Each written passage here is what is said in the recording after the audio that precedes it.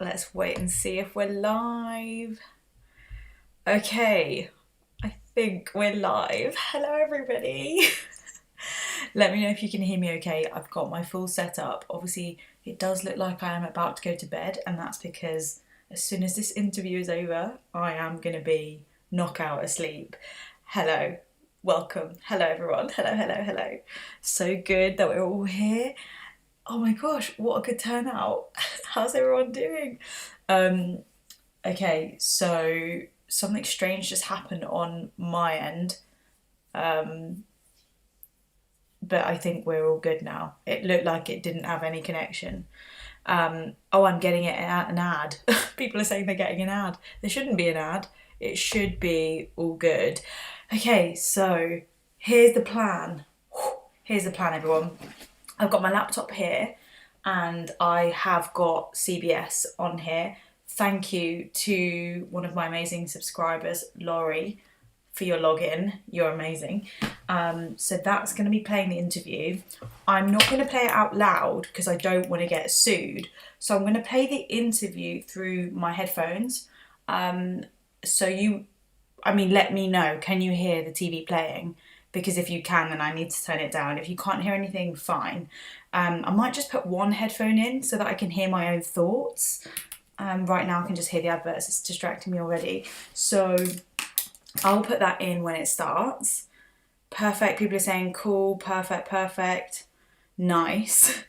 Then in front of me here, I've got my tea in my, in my Harry and Meghan mug, which I did a joke post online. I said, can't believe that Buckingham Palace sent me some old merchandise. Obviously that was a joke. Of course Buckingham Palace haven't sent me any merchandise, but here we are. It was a joke. I've had this for years. My dad bought it. I've got tea to keep awake. I've also been eating a Lindt Easter egg. So that was great. I was telling myself I wasn't going to eat, chocolate tonight, but here we are. And what we'll do now, we'll just do one quick test. I'm going to put my fan on. If it's really distractingly loud, just tell me. I just want to do a test just because it does get kind of hot in here and I've got my Joel and Leah robe on. So let's just do a test. 3, 2, 1. I'm guessing you can hear that. I'll wait for the responses. It's always a bit of a delay, so I won't get the responses until I'll wait for the responses. I've turned it off in case it's super annoying. This is gonna be the craziest watch party ever. Okay, guys, I'm just grateful that I've got access thanks to not an ad, but previous paid partnership. Thanks to Surfshark. And thanks to one of my amazing subscribers for giving me their Paramount Plus login. Thank you. Not too loud, can hear it, it's fine.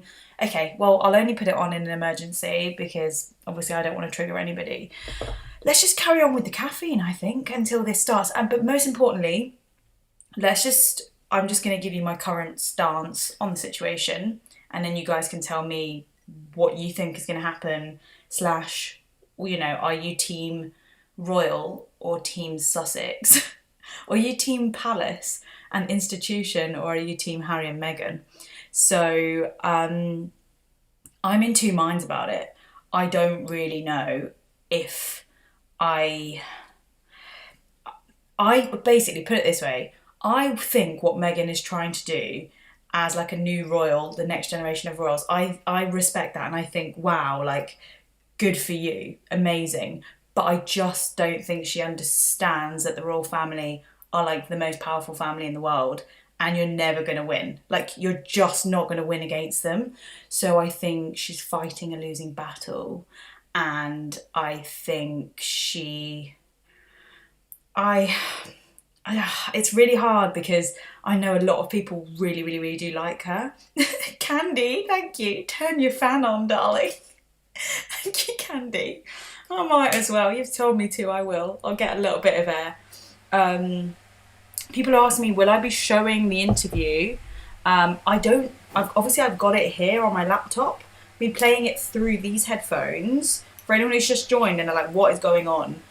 Play the interview through the headphones into my ears. I'm going to react to it. We're all going to talk in the chat about what's going on.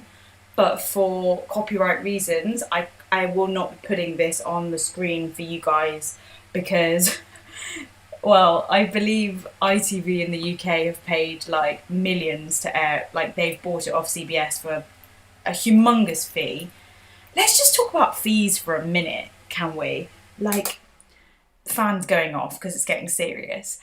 Meghan and Harry will have been paid a lot of money to do this interview. And, you know, they need it, don't they? Because they're not working members of the royal family anymore, so they need to go out and make their own cash.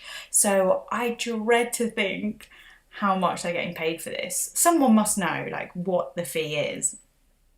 Diana says she's team Will and Kate. Ermi says the monarchy needs to go. Free Music says I totally agree with you. James said Harry's right, the British press are toxic. Oh my gosh, yeah, I think everyone's asked me where I'm watching it. I feel like all of these random viewers that don't normally show up to live streams are just here hoping for me to put it on the screen, but you know, this is the last time I will say it. I cannot put this on the screen here because I will probably lose my channel. And I don't want to lose my channel. So you'll see our reactions. We can all chat in the chat box and we can talk about what's happening. And yeah. Okay, somebody called Tom, hi Tom, has said, what do you feel about Prince Philip? I know there's been a lot of conversation around the fact that they're airing this interview at a potentially like insensitive time because he's 99 and he's in hospital with ongoing conditions. And I think that they filmed, edited and like scheduled the interview before he went into hospital. So I don't think they were to know. Like, I don't think they would have done this maliciously, but I think like the date was locked in and there was no changing it. And I also think that it weakens their hand if they do change it because it kind of shows that like they are not caring, but it almost goes like, oh, well, our opinions and our story doesn't matter because his granddad's ill. Like, I do you know what I mean? I can see why they haven't changed it, basically. And also I think like Oprah and everyone would have, CBS, not Oprah herself, but the network would have had an influence on whether they rescheduled it, and it would have just created more of a news storm if they did reschedule it. So Debbie, thank you Debbie for your donation. Please comment on the video you gave us the link to. Okay, so for anyone who caught onto this video earlier, you'll see in the description I said OMG, watch this video, and then I pasted a link. Don't go watch it now. I mean, you can quickly before the interview if you want. It's only a 6-minute video, but you must come back. And it's basically these two pranksters in the UK called Josh Peters and Archie Manners, and they basically paid journalists to do a fake interview that they were told was going to be aired immediately after Meghan and Harry's interview. And they basically got loads of British, and then there was one American, I think, press that are like royal correspondents to say like, yeah, they definitely lied in the interview. And they just chatted a load of bullshit for like 5 minutes, and they all got paid for it. So it just sort of exposed them. And they were like, yeah, you know, like they were briefing them as if to be like, so yeah, can you just like, you know, assume you've watched the video and we're going to talk in response to that. And they all played along with it. They all called Harry and Meghan actors when they were the ones themselves acting. It was just so well made. Like, well done Josh and Archie. Is his name Archie? For calling these people out. It was amazing. Yeah, I really wonder if Oprah is going to touch on like the feud between Harry and his brother William, because I think, you know, we got that like hint of it in the documentary a few years ago where he and Meghan were away working, and he said like, you know, don't really have much like him and his brother had drifted, I believe were his words, and we were all a bit like, whoa. And then you've got obviously the whole argument. Did that make it to the US press? Like when it was Meghan's wedding and it's like royal protocol for the little bridesmaid, like the little girls that are bridesmaids, to wear tights, also known as stockings in the US, underneath their dresses. Sorry, I just checked my camera's focused. And Meghan allegedly insisted that the girls were not to wear tights. And then during like a fitting, a second fitting, because Princess Charlotte's dress didn't fit, apparently Kate ended up in tears, and Kate was trying to like insist on the tights and stuff. And there's all these like stories. We don't know if any of it's true. I wonder if Oprah's going to be like, so what's the deal with you and your sister-in-law? Like, what is the beef? Sorry, just having a sip of my tea. Kelly, thank you so much. Team Swits want everyone to find solution. Yeah, I mean, I think they're too far in now for solution. Sorry, just seen a really funny comment that I'm not going to read out loud. It's a bit insensitive. Okay, it starts at 8 p.m. Eastern. Okay. Oh, guys, am I late to it? What's going on? Really, I believe it's in 10 minutes time. Is that right? I hope I haven't messed it up. Let's see. I'm on the adverts now. Let's see if they're saying anything like starting in. It's just adverts at the moment. Can't see any interview. 10 minutes, I think. I've got 10 minutes. What else were we saying? So, what's my stance on it? I think that I do believe that Meghan wants to be a global celebrity. I do believe that. I don't think anyone who has just won a privacy case against a major UK newspaper, wins this court case, wins her privacy, then goes on Oprah and does, what is she doing, an hour-long special expose, tell all with nothing off limits. Like, that to me doesn't sound like the behaviour of someone who's just won a legal privacy case. Just trying to be as real as possible here. On the other hand, I do believe that the royal family can be toxic. I mean, we've all seen The Crown, guys, haven't we? Like, we've seen some of the dark, shady shit that they do. Like, they are not as nice as we all think. Like, they uncover, they bury things, and they're just not that nice, are they? Like, we all love them, but some of the stuff they've done is unforgivable. And I think Meghan entered into a family, and the culture shock was so much so that she's just like so out of her depth. And I do truly believe that this was like a culture clash lost in translation. Like, I can't forget the story of her allegedly walking into the chapel that she was getting married in for like the wedding rehearsal and complaining that it smelt like old, and she wanted to like infuse it with like scents and like candles and stuff. Like, that is so offensive to like the royal family and stuff. And I can just imagine, you know, like the men in grey suits and the kind of the royal courtiers and the people that are, I guess, the puppeteers in this world, in this institution. And I can imagine that their say and their suggestions would have just all become too much. And it's not necessarily the Queen or, you know what I mean, like key members of the royal family. It's the puppeteers, it's the firm, it's the institution. As we've seen, like from Diana documentaries, Diana in her own words, we've seen how it's like it's the other people that make the choices and the decisions and write the speeches and do everyone's diaries and everything. Okay. Thank you, Rod, for moderating. Thank you so much. Just want to check on the time thing. Rod, you could let me know because your comments come up highlighted on the screen. Am I on track for it starting in 10 minutes? 10 minutes from now. Yay! Nearly 1,000 of us here. Hey! What's everyone drinking tonight? I'm resting my teacup on my finger. We're gonna have a short fan break just now as I begin to get quite hot.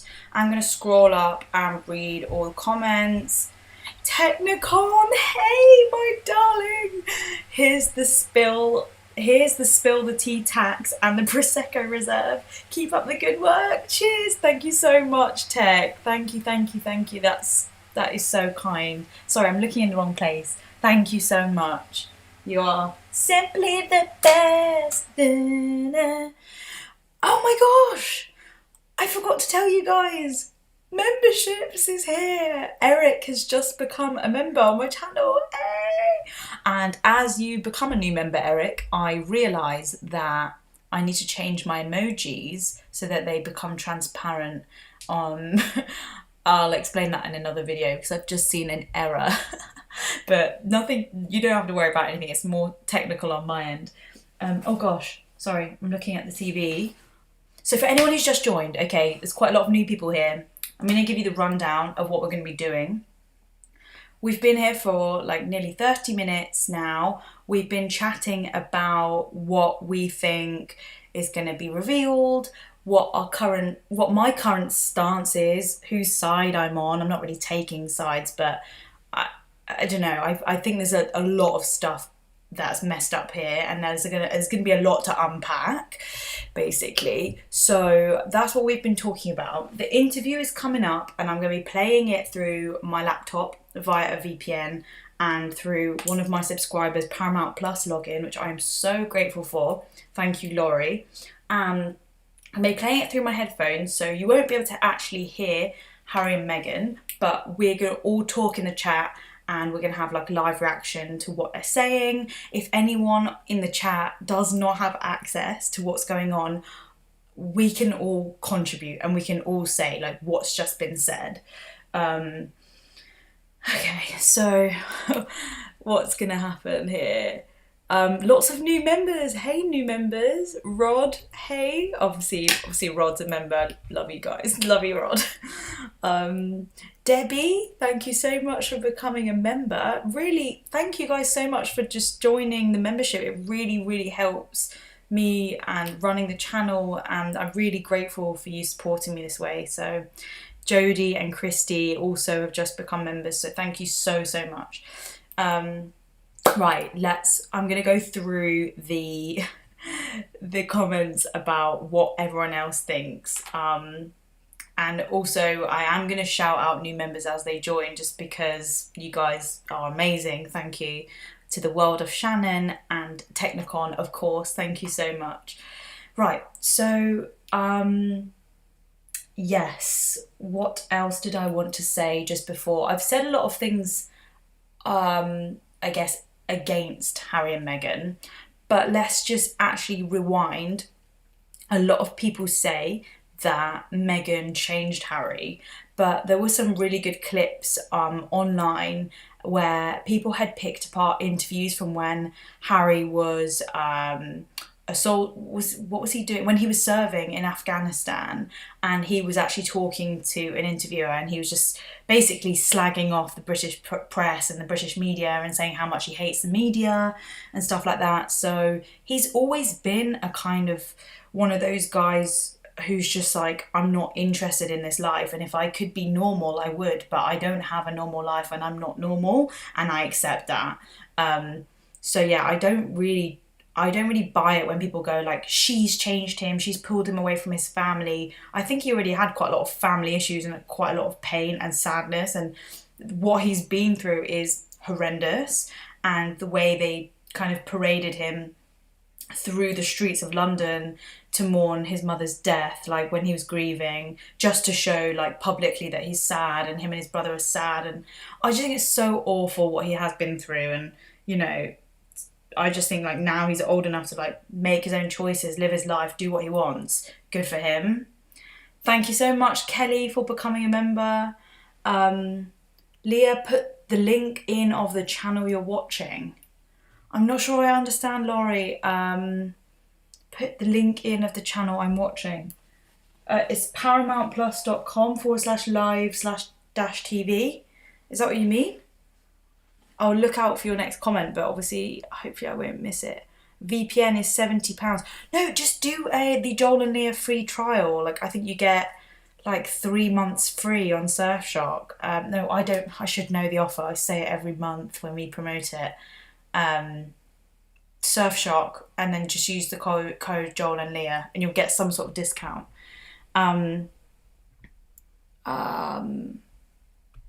Marilyn made a really good point here. Marilyn just said, the sad part is that you don't get to this point without a lot of mistakes being made by everyone.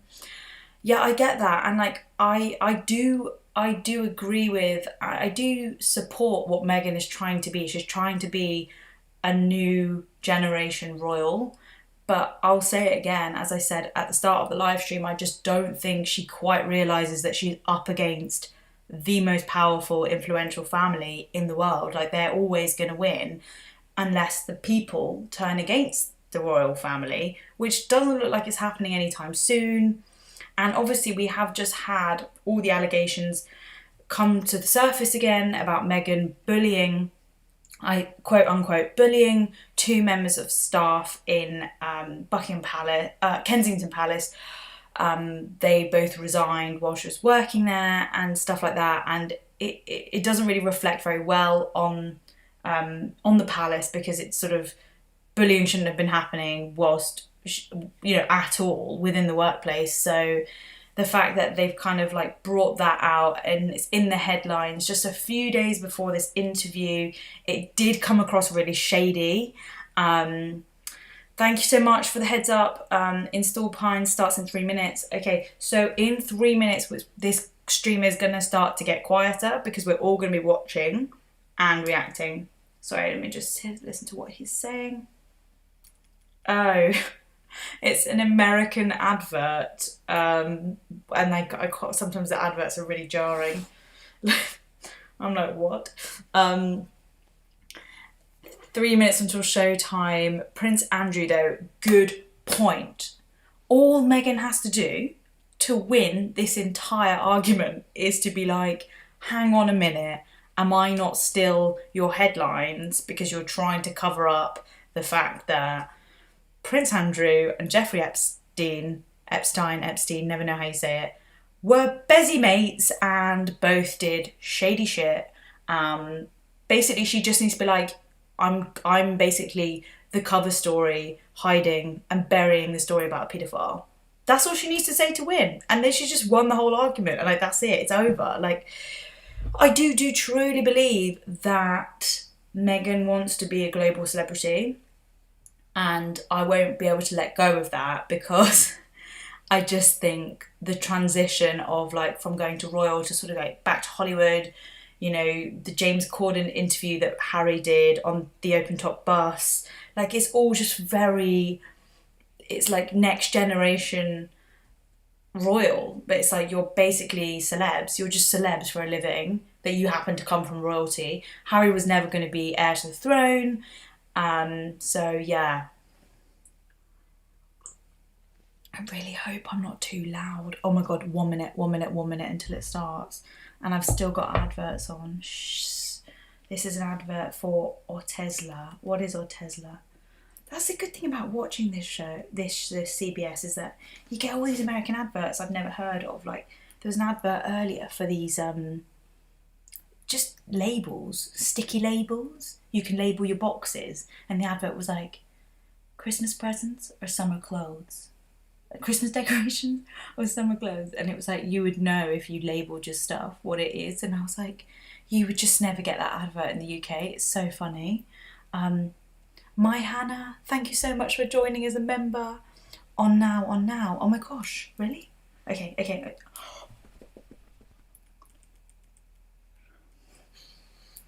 The teasers.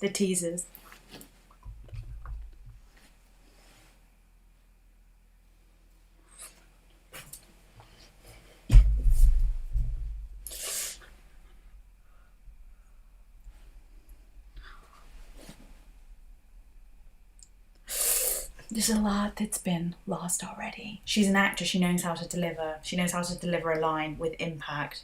Oh my gosh, here we go, guys, here we go. I need to go full screen. I can't hear my own thoughts.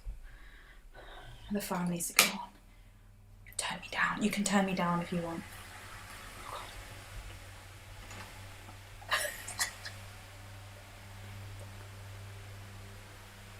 Oh my god. Okay.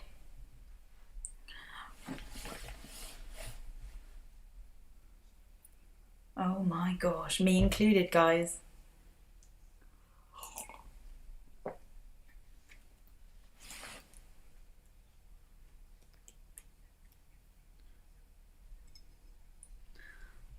They're basically just talking about how it was a fairy tale for anyone who's not able to tune in.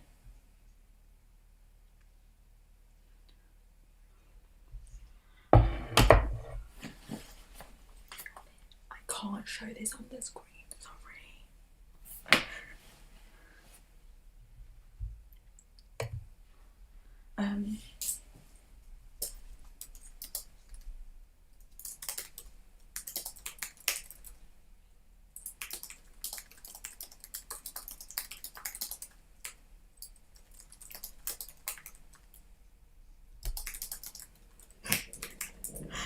Oprah just said Meg's in.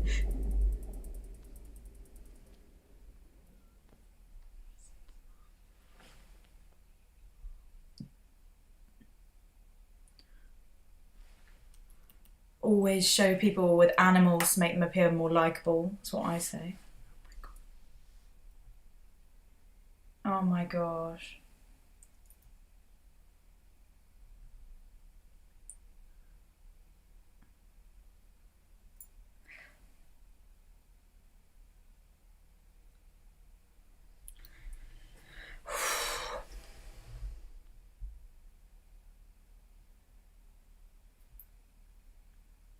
She's not going to tell the gender. No, no.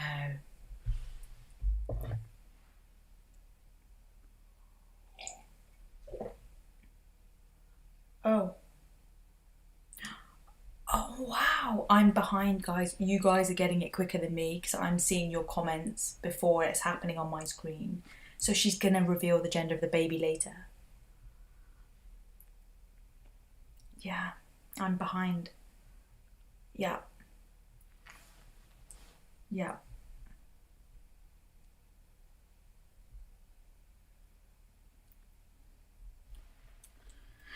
Wow.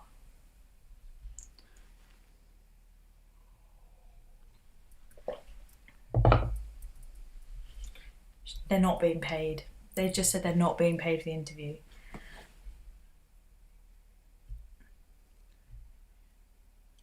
Do we buy it? Are we buying it? Are we buying it?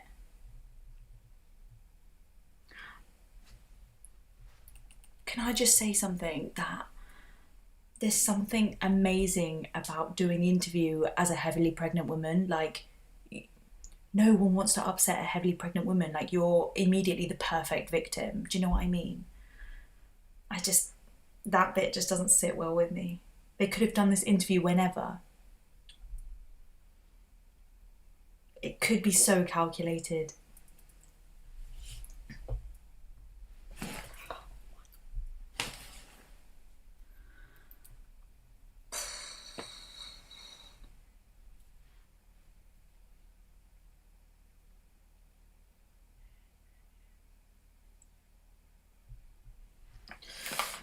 Oh gosh. Just wedding chat at the moment. Just wedding chat. No drama yet. Oh, stop. She just said that their wedding was not their day. It's the most privileged thing I've ever heard. Oh my gosh.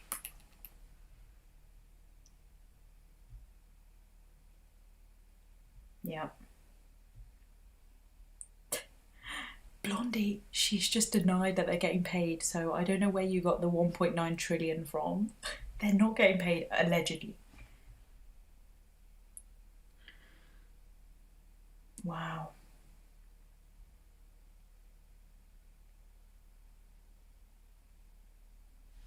Oh my god.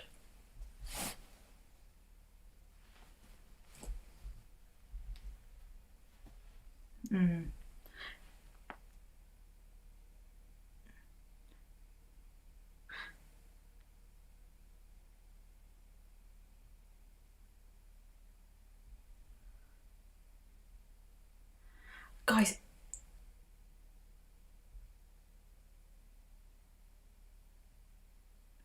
are we buying it?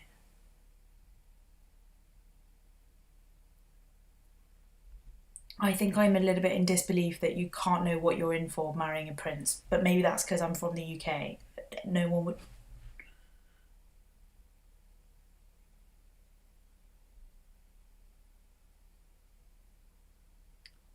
I'm not sure I buy that.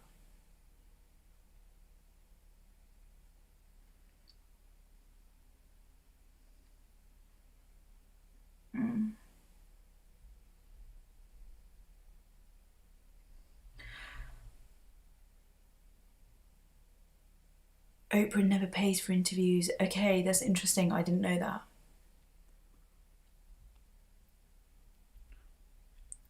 People are asking where I'm watching the interview. I'm watching on CBS.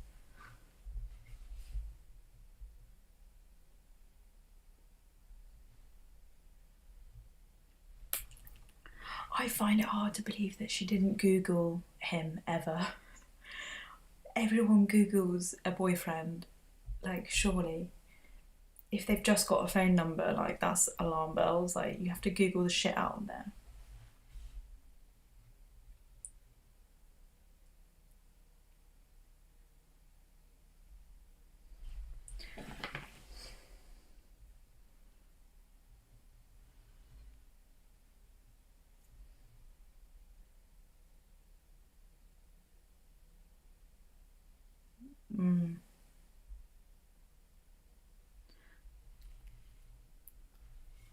Now they're talking about if she was worried about making the right impression on the Queen, like, first time meeting her.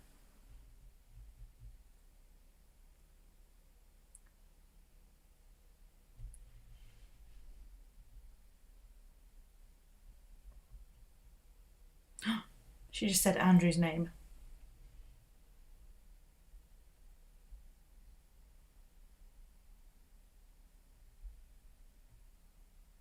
Wow.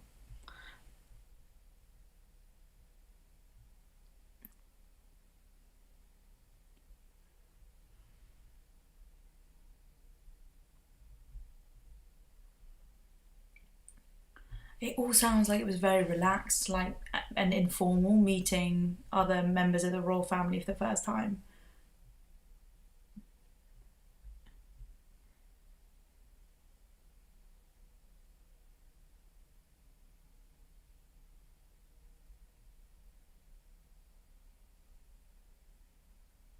Um,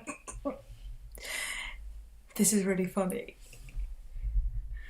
Harry asked Meghan if she knew how to curtsy, and she thought that curtsying was just like a performative thing.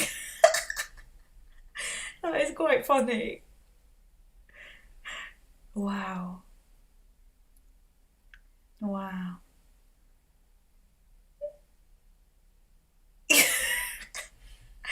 That is quite endearing, actually.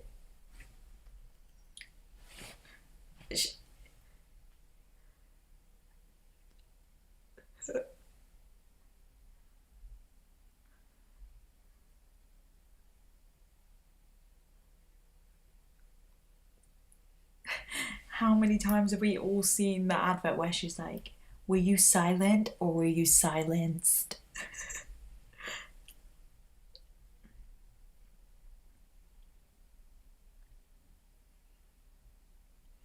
I think Meghan was obviously not starstruck because she's already a celeb, so why would she be?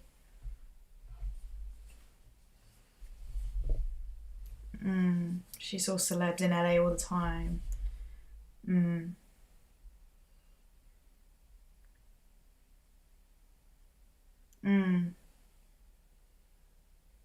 They're more than just famous people. Were you silent or were you silenced? The gestures are amazing. Okay, it looks like I'm on an advert now, so we can talk. Okay, I don't think anyone could silence her. Okay, hello, new people that have joined. I'm watching it on my laptop, but the reason I'm not turning my laptop to the camera or playing it out loud is because I don't want to get my channel removed, because I think like the UK, if anyone's here from the UK, I think we get this tomorrow or Monday on ITV. So I don't want to like break any rules, because I know, yeah. Okay, what's everybody saying? She's friends with Oprah. Oprah was at her wedding. Agenda is coming. Okay, guys, I feel a little bit out of my depth because I think there's loads of like non-subscribers here. Like, it's not our usual crowd, so it's not like just talking to all of just everyone who's normally here. So we'll just have to deal with this new crowd. What are you watching it on? So yeah, if you're here to watch the stream, you have to go and find, you have to get a VPN and log on to CBS yourself, like I did. I'm not showing it on my laptop on here. I know. Big up with the commentary. Thank you, my friend. So nice to see a friendly face in this. Thank you so much. People are saying, what's the link if you won't play it? The link is simply paramount+.com/live-tv/stream. So then you just have to sign in with your Paramount account. Oh, we're back on. Apparently I'm still on adverts. Damn it. I think you guys are all ahead of me. Damn it. It's not on mine. It's still adverts at the moment. You guys are definitely ahead. Harry's joined her. Oh my god.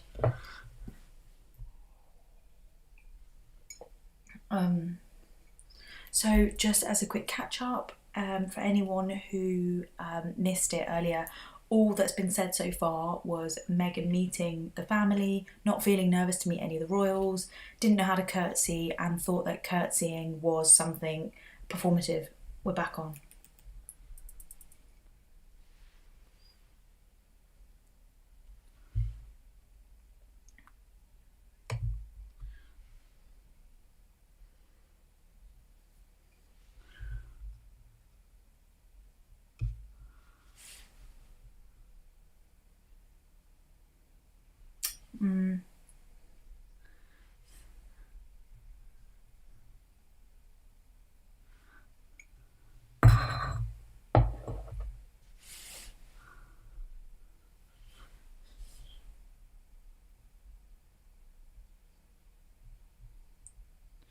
Okay, right now they're just talking about animals, so it's not that juicy right now.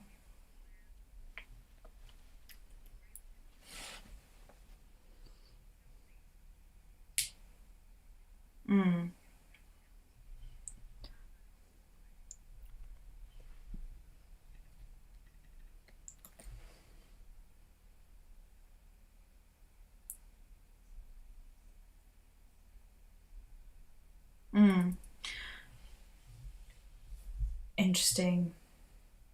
She's basically said that nobody knows before the wedding, but 3 days before their like public wedding, they did a private wedding, just the three of them. Who was the three of them? Three.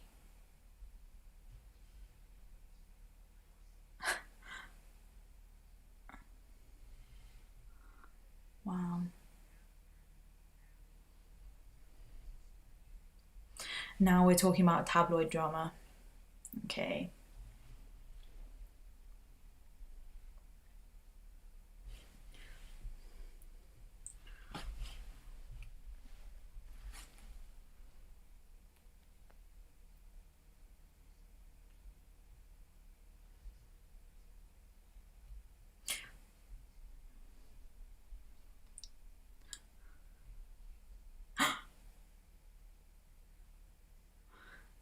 Oh, I'm cringing. I can't. What? I'm cringing.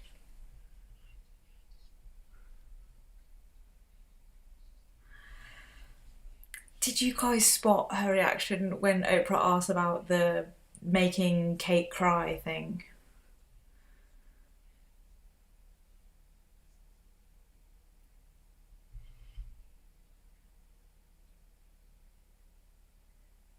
I don't know, actually. Maybe she is telling the truth.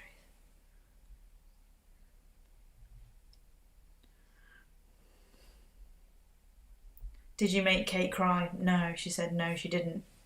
There was no story about making Kate cry. It was all made up, according to Meghan. It was all made up.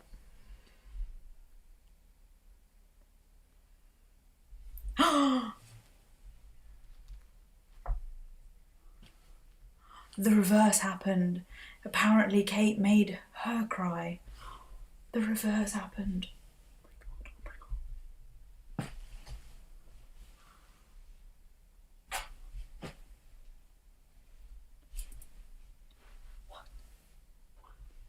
What happened?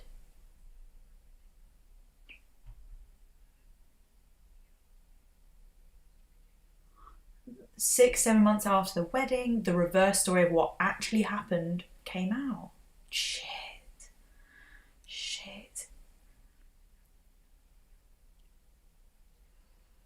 Now we're talking about what the reverse really was.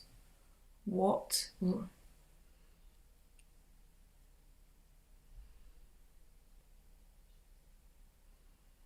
Flower girl dresses issue, and it made Meghan cry, and it hurt Meghan's feelings.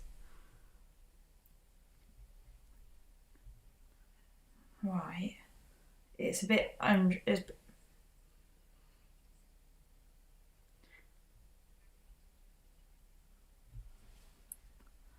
Guys, I don't understand the story that she's telling. The reverse happened. Kate made you cry, apparently. This is so strange.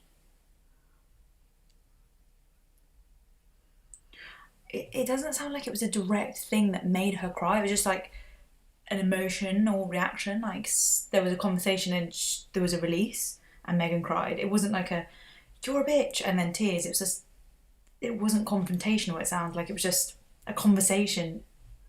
It was not confrontation, apparently.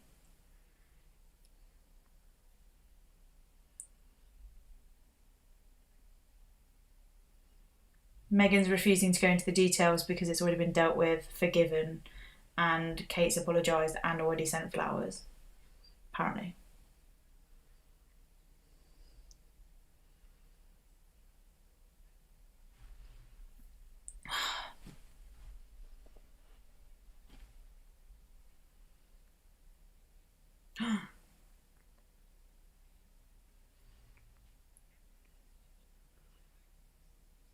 um,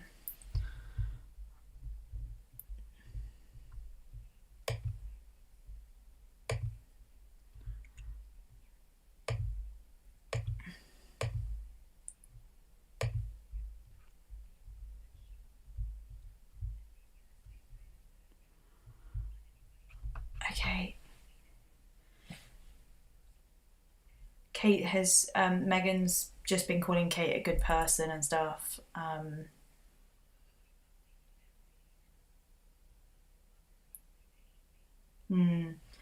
Basically just discussing the comparison between them. They shouldn't have ever been compared against each other. That must have been really tough for anyone to constantly be compared. Oh my god. Oh my gosh, the baby bump drama. Remember when all the tabloids were being really mean about Meghan holding her bump, but then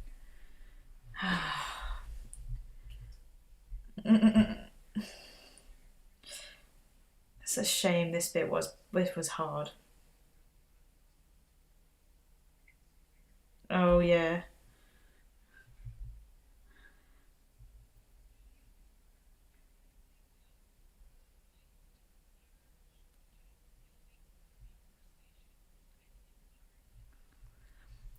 Basically just going into the details of like how ridiculous the headlines were in favour of Kate and always disparaging of Meghan. So these bits are, yeah, I remember how ridiculous these were, to be fair. But this isn't really about the institution and stuff. This is more about the media, and we all know the media are just knobs. Oh, commercial again. Damn it, I'm still on it. So,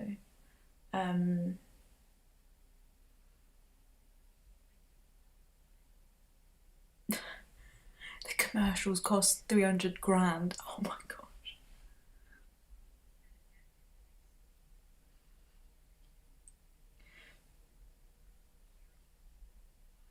Yeah, she's sort of reiterating the fact that the media love creating the characters of a hero and a villain, or a heroine and a villain.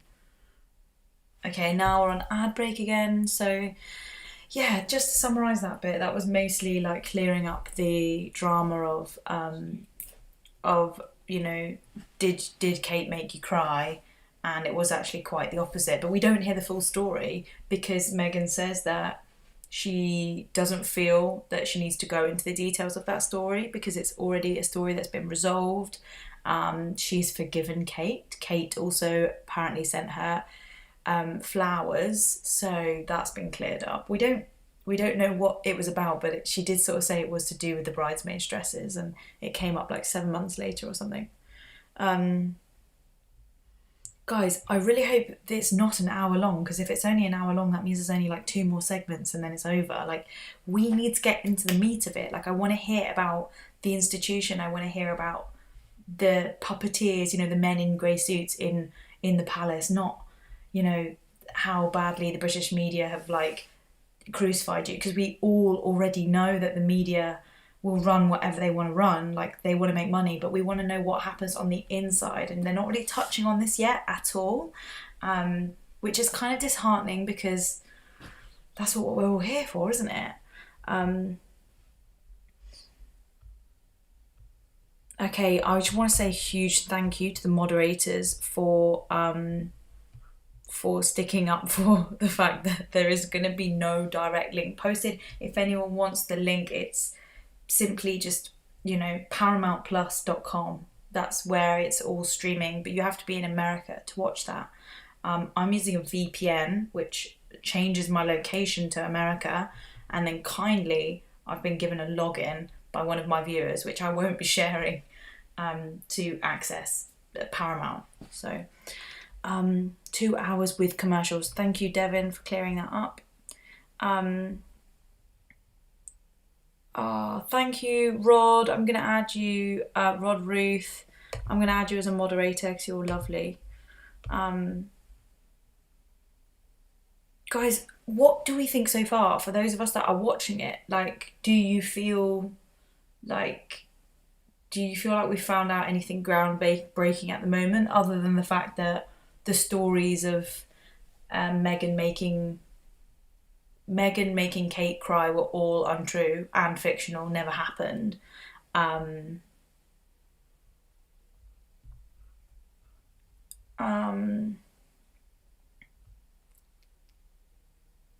Yeah.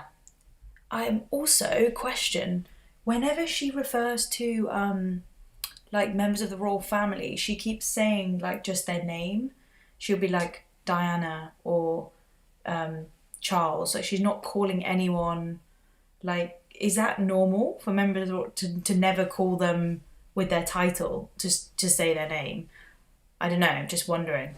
Are we back on? Are we back on? Okay, you guys are a tiny bit ahead, but we're back on, I think. I've got one more advert. Oh, I need my fan on, sorry.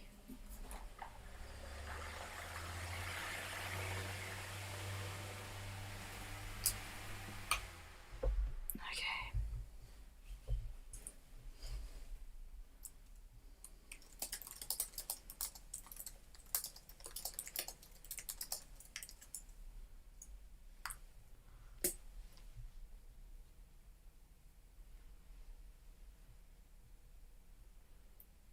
Back on.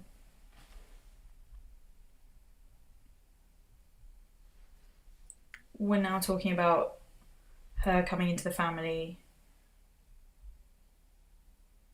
about like, being the first sort of mixed race member, first American.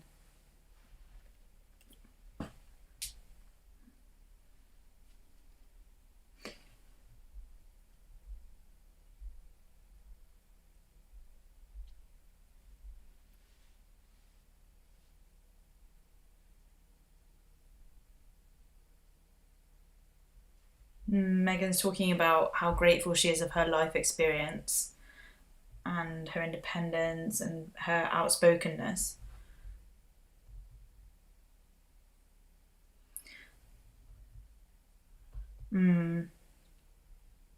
She's upset about the fact that she advocates for women to use their voice and to be vocal, but for the last 4 years, but she hasn't used hers, obviously. The answer to the were you silent or silenced was the latter.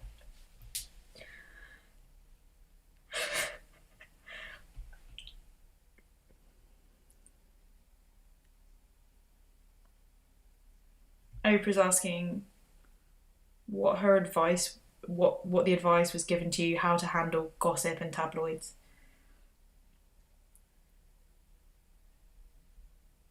She was always told to say no comment, no comment. That was what she was told to say. Chocolate break.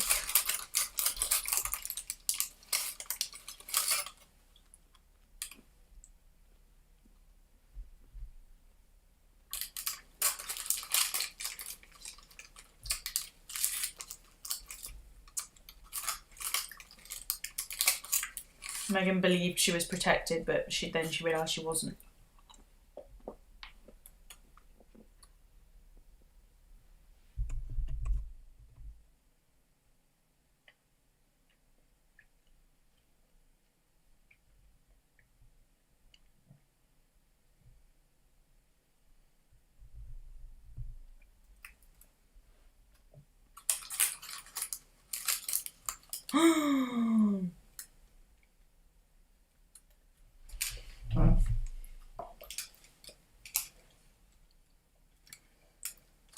She's just said that the palace were willing to lie to protect other members of the royal family, but not to protect her or her husband.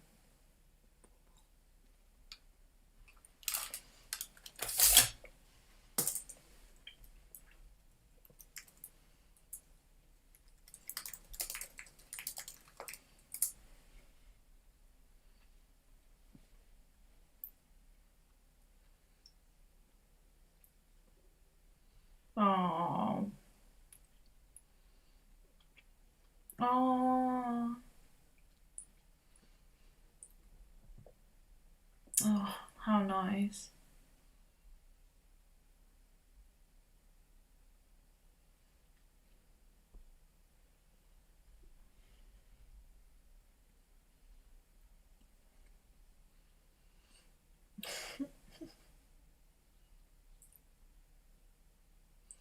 Oh, that's so sweet.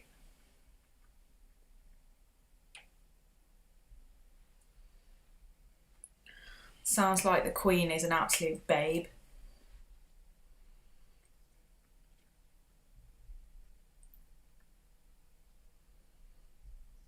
Mm.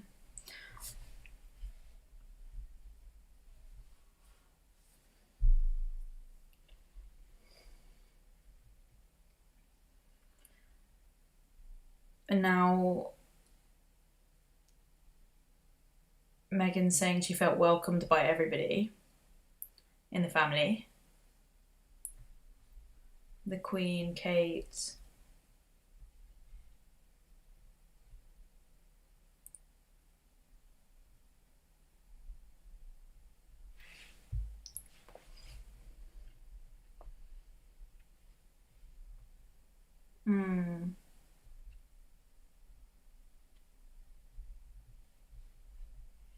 Interesting.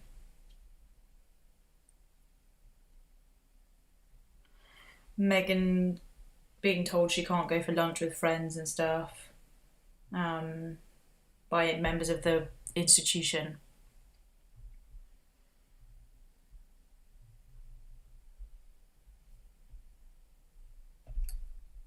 This is tough.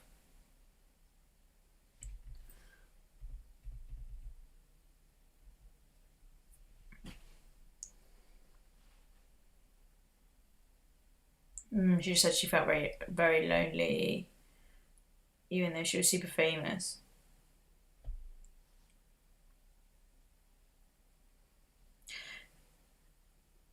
Lots of members of the like royal inner circles sort of telling Meghan what she can and can't do, and telling her to advising her not to go out for lunch with certain people, and she found it really hard. She came from a life of freedom and she's gone into a restricted life.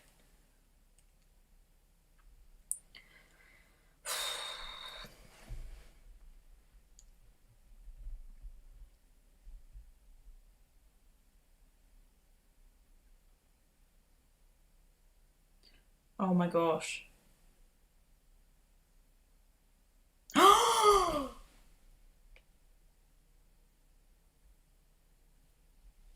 Oh my god, that is awful.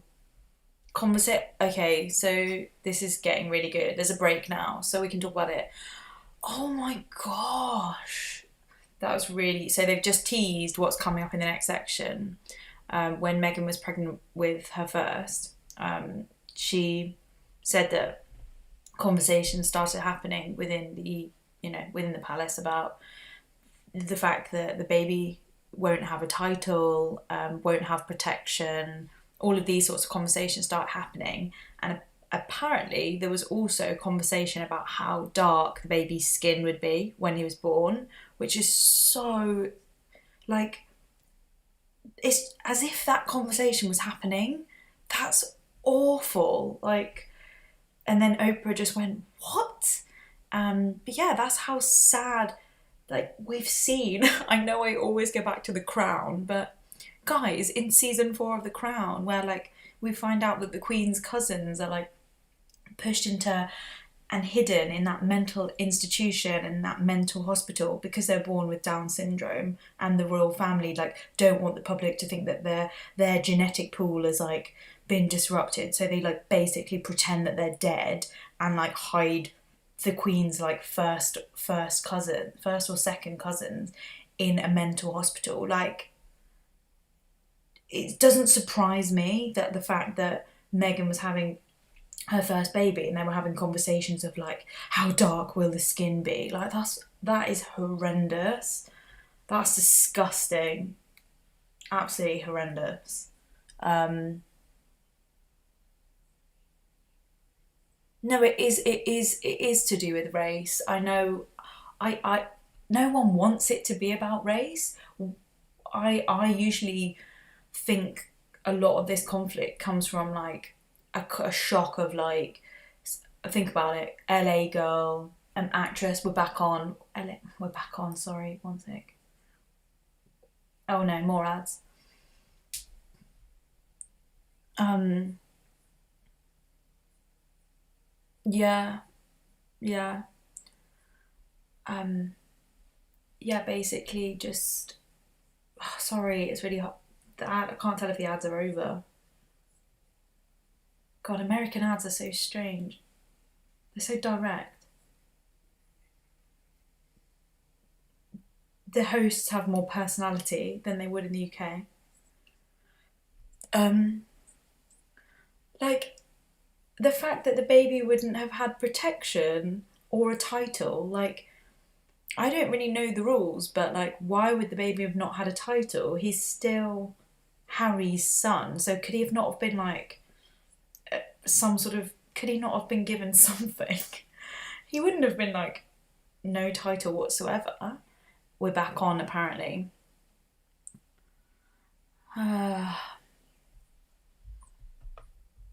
Let me just catch up on the comments and see.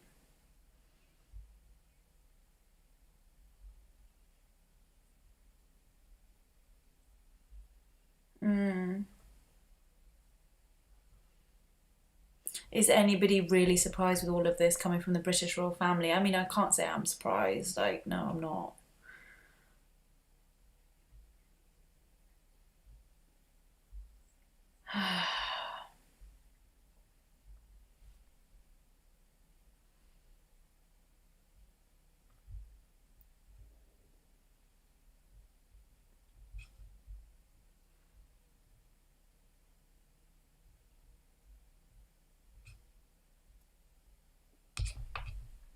We're back on. Back on.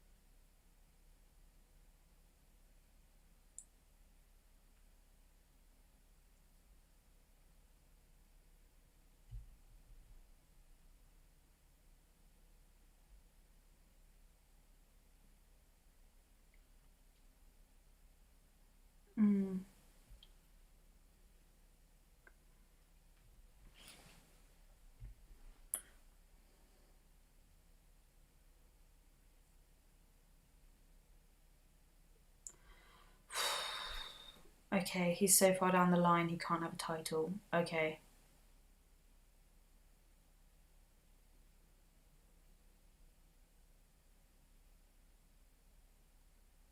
Help.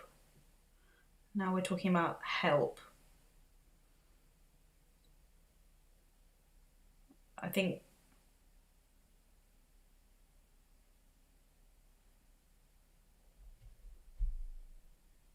I'd like to know if she means financially, like when she says protected, does she mean money-wise, like security? What does she mean? Oprah's asking. Yes.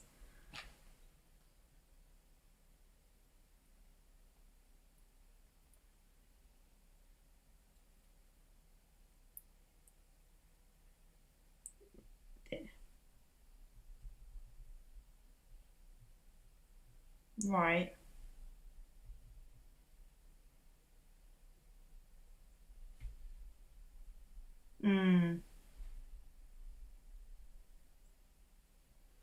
Okay. Protection she means from the media.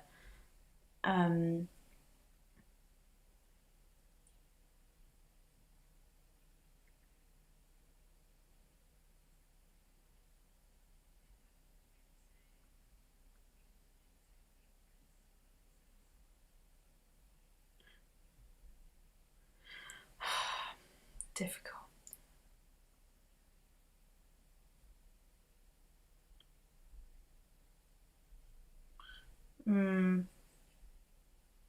Archie wasn't going to receive any security whatsoever. She's giving birth to a baby. Prince Harry's son, no security. Weird. I don't know. Right. Right. This is tough, isn't it? Then give him a title. Apparently it was against protocol to give him a title.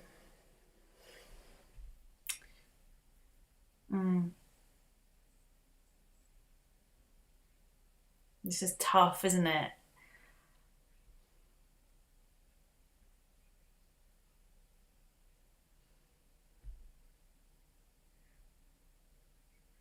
Do other great grandsons of the Queen have protection, or is that only if they've got a title? It isn't fair, is it really? Because he's super famous. But they can't give one rule to these guys and not to the others, can they?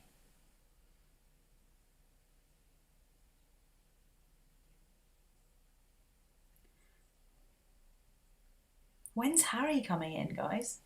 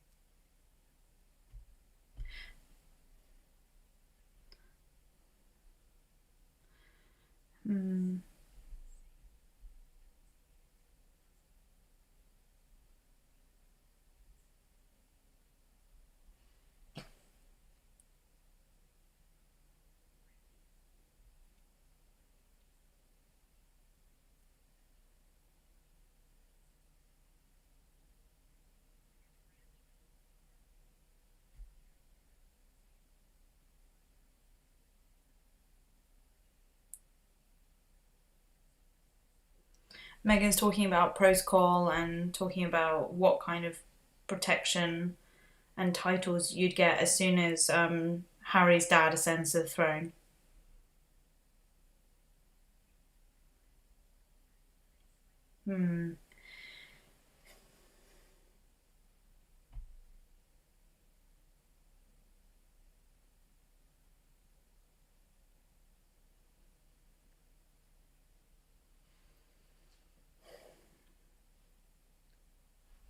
I think I've woken her back, Hilaire.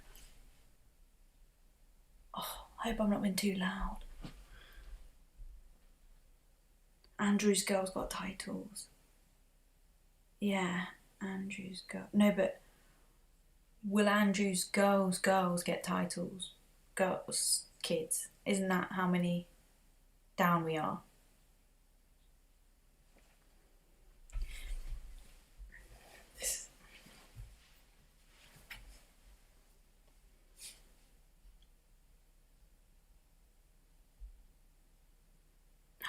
Okay, now they're talking about the famous picture outside the hospital.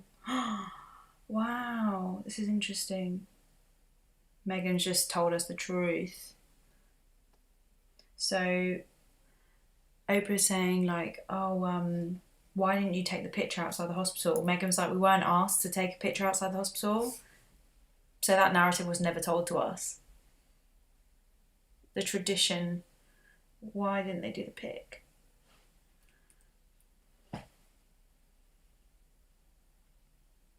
We all interpret it as Meghan and Harry didn't want to do it because they want the privacy. We didn't do it our way.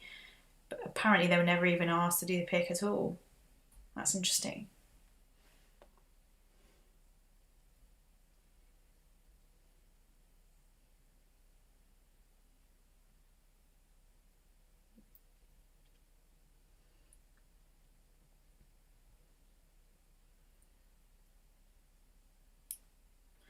Imagine being heavily pregnant with like a baby that's going to be super famous and being told by your family that actually your baby's not going to have any security and stuff. It's bad. Oprah's asking, do you think it's to do with his race as a baby? Is that why?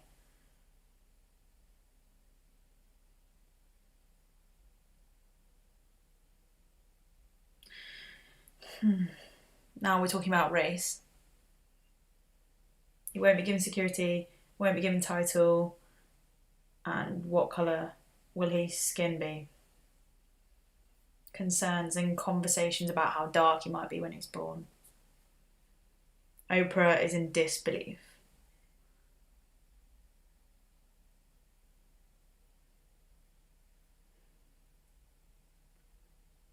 Wow. She's not going to say exactly who has had those conversations, but I'm guessing it's like the royal courtiers or something. I don't know, who is it? It's just bad. With Harry, conversations with Harry, not conversations in front of Meghan about how dark his baby's going to be.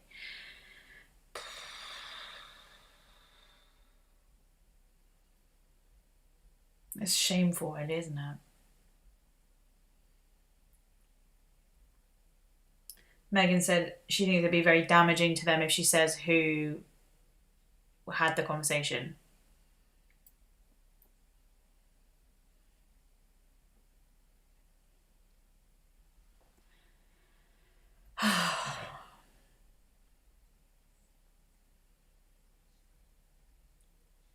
Lots of people not believing it. Some people are believing it. Just reacting to what I see in the comments.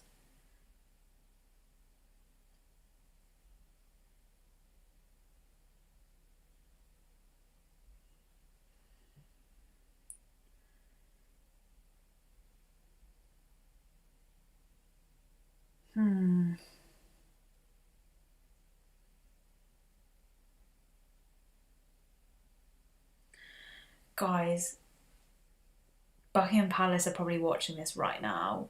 They're probably going absolutely mental. They're going to be sitting there on their sofa watching it, screaming at the screen, just being like, nah, that's not what happened.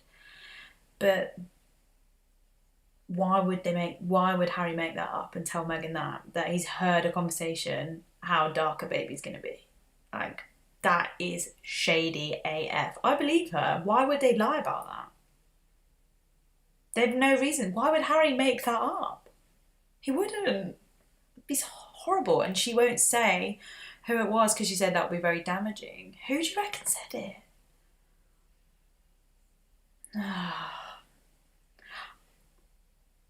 I'm trying to think, like, from The Crown, who would have said it.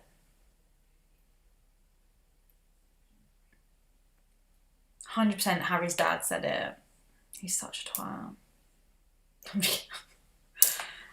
Hey, thanks so much to Amanda. Hey. Thanks for making it. Thanks for your late fee. Okay, sorry, I missed the last little bit there before the advert. Does it let me go back? No, I can't go back, it's live. Charles or William? I don't think it was William. I think he's too much of a goody-goody. I don't think it was Kate.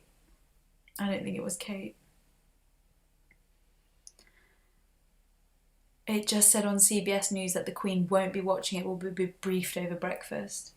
Oh my gosh, just like when they come in with the papers in the morning, give her the tea, and they're like, just so you know, Mum, last night Meghan told the world that you lot were all concerned about the colour of my baby's skin. Oh my gosh. We all said Harry's dad at the same time. Defo Philip, wasn't it, or Charles? Oh gosh.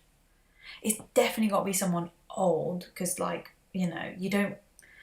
The old ones are always a bit more, like, they just don't realise the shit that's coming out their mouth. Oh my gosh, I want a top up of my tea whilst we're on break. So just a little rundown of what's been said so far. So what's been said so far is Meghan didn't make Kate cry, Kate made Meghan cry, but it's been apologised, dealt with and resolved.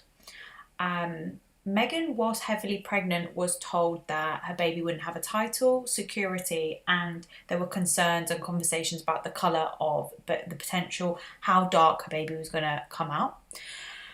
So that caused her extreme stress. Meghan was asked by Oprah why she didn't take the famous picture with baby outside hospital, and Meghan says she was never even asked to take the picture.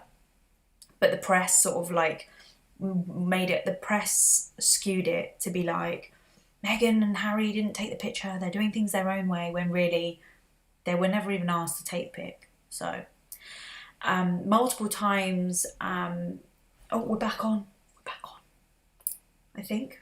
Oh no, still adverts.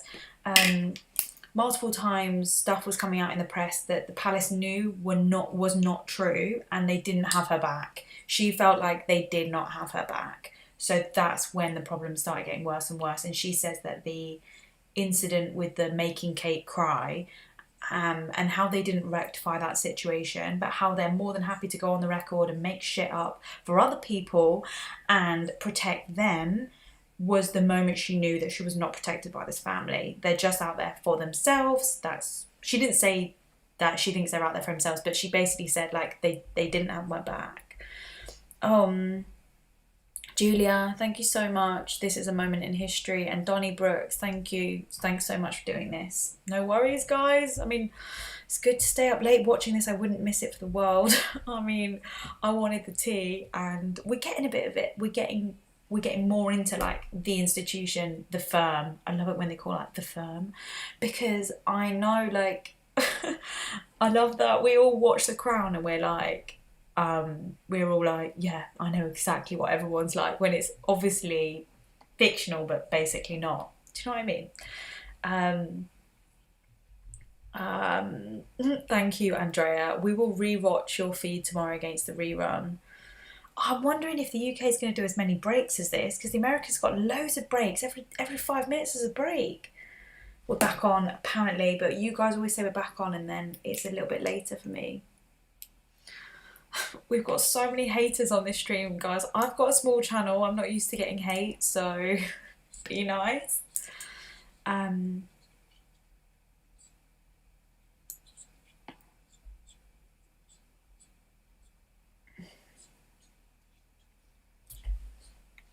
Okay.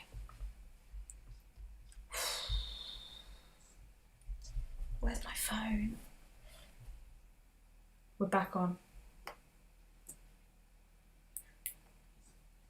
Meghan being the victim of relentless attacks from the press, racist overtones. Now we're going over what the media have done to her, the comparison between her and Kate.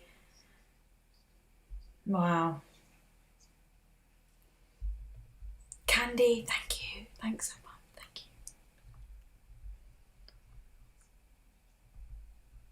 you. It seems like in the comment section here, we've got a real divide between people that believe what Meghan's saying right now and people that don't. So I'm going to listen now to Oprah's questions. The question about this all being unsurvivable.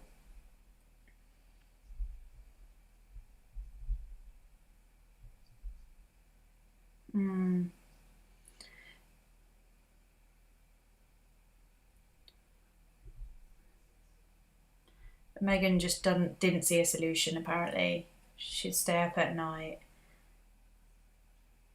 and not understand how it was all being churned out.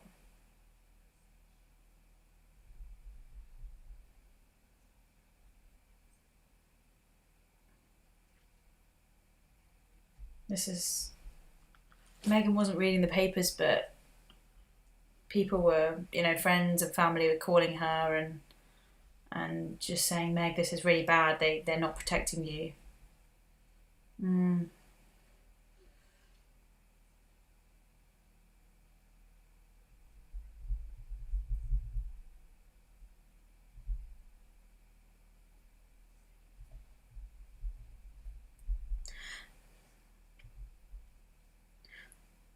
Oh, wow. Okay. Meghan's now told us that at one point she was so low she didn't want to be alive anymore. So this is quite frightening, and constant thought of not wanting to be on this earth anymore.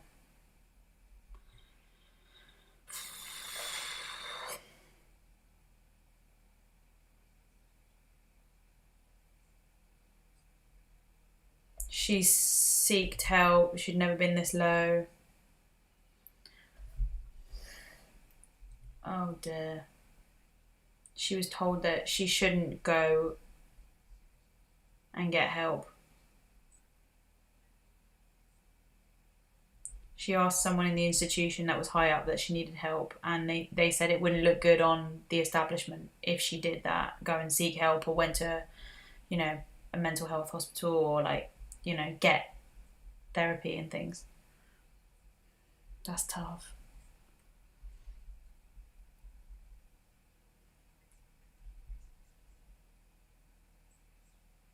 She went to HR, apparently. She went to human resources. Oh my gosh. They didn't help her. They said there was nothing to do to protect her because she was not a paid employee. Wow. She was not a paid employee.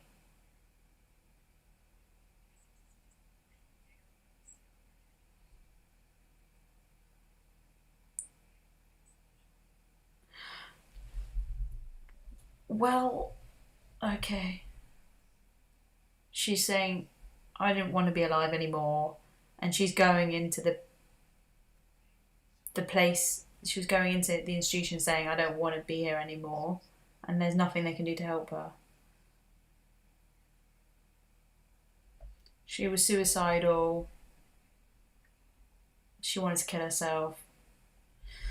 Jeez.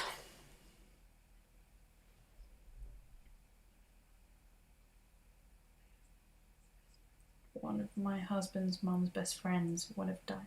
She reached out to one of Diana's best friends. I wonder who.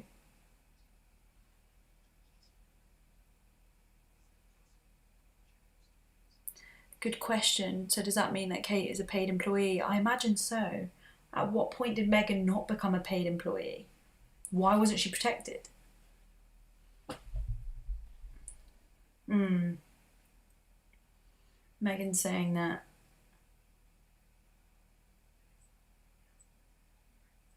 Wow. Meghan didn't have access to her passport, her keys, her driver's license, and stuff like that. When you join the royal family, it all gets sort of, she said, turned over. You don't have access to that. Wow.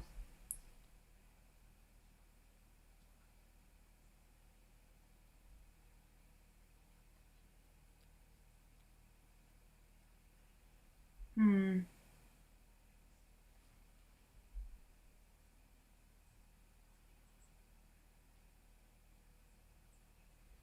When's Harry coming in, guys?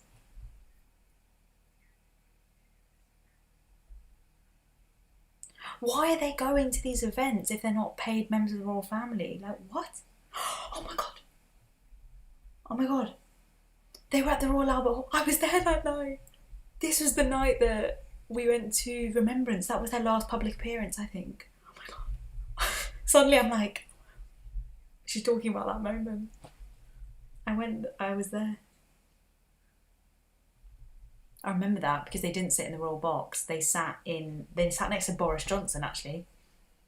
And we were all like, there's Meghan and Harry. Like, why aren't they sitting in the royal box? They kept themselves. Wow.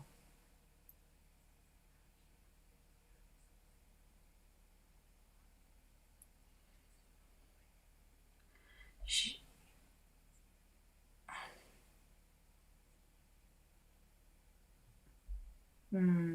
talking. Oh shit, that's so sad.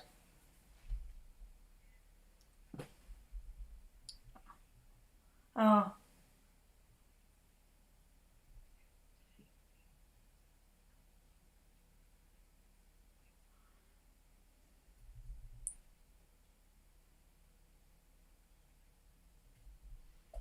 Mm.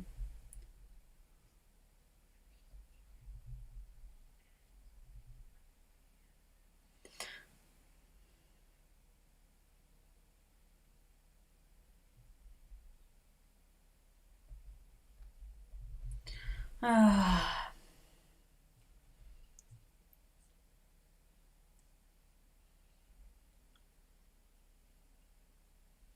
I mean, truly, we don't know anything, do we? Like, this is her side of the story. The royals sounds like they didn't have their back. What do we think, guys? What do you feel like? This this does make me sad. She, she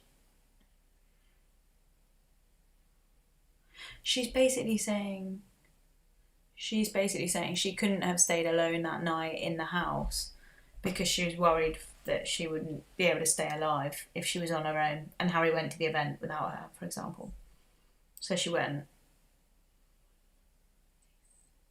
She's saying she can't be alone, yeah.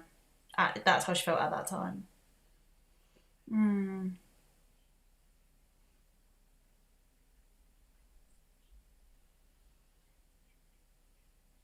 that is rough. It's a rough ride, isn't it?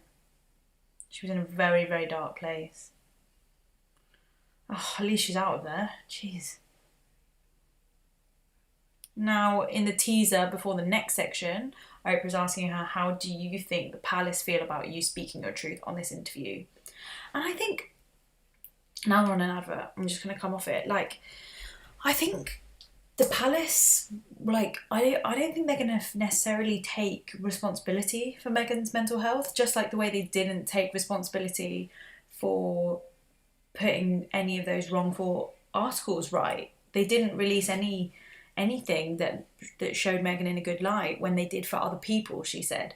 So perhaps she might have been alluding to the fact that they certainly looked like they had Prince Andrew's back when he was associated, when it all came out with his associations with Jeffrey Epstein and stuff like that. Like, they're willing to do stuff for some people but not for others. And I think that she kind of like the relentlessness of being bullied by the British media, on top of knowing that the institution you've married into and the family you've married into, they're not on your side either. So she just must have felt so alone and very, very sad that she said she was suicidal as well. Clearly, that would have taken so much out of you. I mean, it is really, really sad what she has gone through, and, you know, we would have never have known that. I mean, we could all imagine that she's had a rough ride of it, but, you know, she's never had her say until now.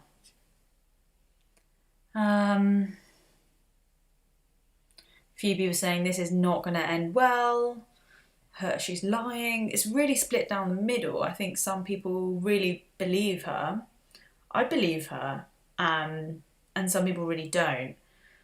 I think going back to what I said at the beginning, I do think there is an element to Meghan where she really, really does want the public and everyone to like her. She really wants to be liked. Like, show me an actor that doesn't want to be liked. There's not many actors that are like, yeah, I'm happy to be known as a villain. Like, okay, she might not want to be like a global celeb, or maybe she does, but most people want to be liked. So I think that's why she's here. And I think it'd be interesting to see if after this, if they just go dead silent and like don't make many more appearances and like they keep a really low profile. Because I thought that when they left the royal family that they were planning on keeping a really low profile, and I thought that when she won the privacy case against was it Mail on Sunday or Daily Mail or someone, I thought that they'd keep a really, really low profile. And then you kind of get like Harry doing his open top thing with James Corden, and then you get this interview, and it doesn't look like the kind of people that have just won a privacy case. But, you know, we're hearing this side of the story now, we're hearing their side, everyone deserves a voice, and yeah, she's spilling quite a lot of tea here. And there's still another hour left. God, I'm exhausted. I might have to get into my bed. Oh my gosh. I might have to do a top up of tea, but apparently we're back on. Oh, I really hope she brings up the Andrew stuff. We're back on. Meghan says she wasn't planning on telling you everything shocking. She just wanted to tell you what happened. How do you feel about the palace hearing you speak about your truth? Oprah's asking. Their reaction. She says she's not going to live her life in fear.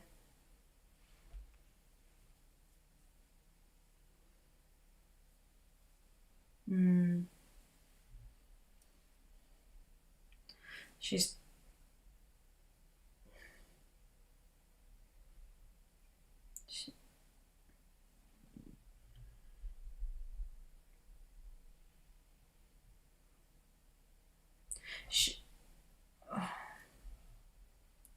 She said, I don't understand how they could expect us to stay silent. Someone needs to tell the truth, she's saying.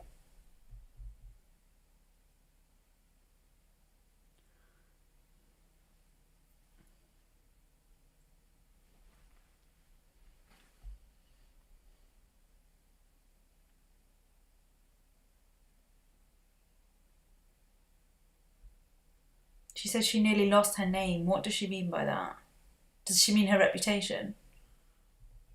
She said, I lost my dad, I lost a baby, I nearly lost my name. What does that mean? I'm not sure I understand that.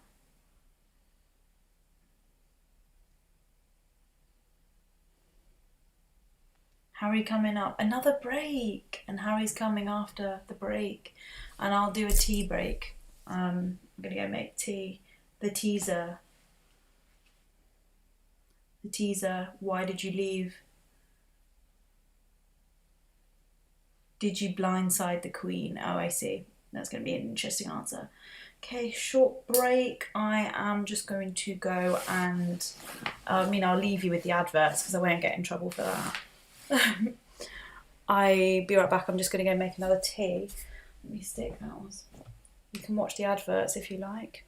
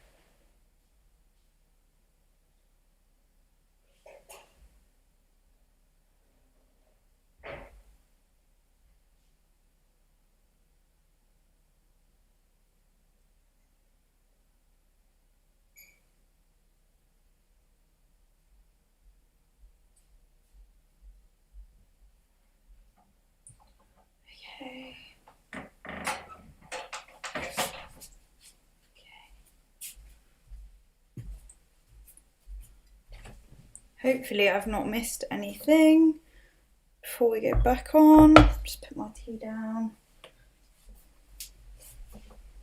Oh, I'm gonna have to put my fan on. Got really hot. I would say that this is more adverts than usual. Yeah, I mean, I don't normally watch American TV, but yeah. It hasn't started back again on mine, so gosh. Wonder what Harry's gonna say now that he's back on. I suppose it must be so different for him because like he's directly probably not addressing but directly talking about his family, and like obviously his granddad's in hospital right now. He's 99. He's like, you know, he's close to the end. Not funny, but a few people are asking what was the last thing that happened. So the last stuff that's just been happening is that Meghan has said that when she was at her lowest, she didn't want to be on the earth anymore. She was suicidal. She couldn't be left on her own. She was worried she wouldn't be able to stay alive. And she asked for help, and the institution, they said it wouldn't look good if she was to go seek help. It wouldn't look good on them. We're back on. Thank you so much to Rod. A lot of times when people aren't paid for interviews, production company will pay for private photos. Oprah didn't pay. Harpo paid, maybe. The baby announcement. The baby announcement. Is it a boy or a girl? It's a girl. Oh my gosh. They've got one older boy and one younger daughter then. Oh my gosh. Wow. Wow. They must be so happy. Wow. It's a girl. Oh my gosh.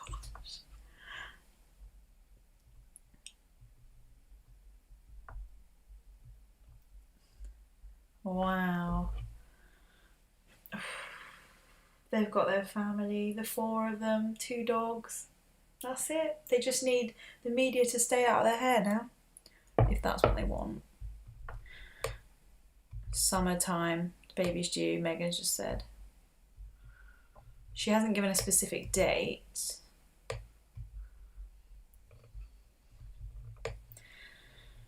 Oh, wow. Gosh. I love that outfit with the brown outfit that Meghan wears. Now we're talking about the fact that they moved to Canada, and Oprah's doing a little voiceover.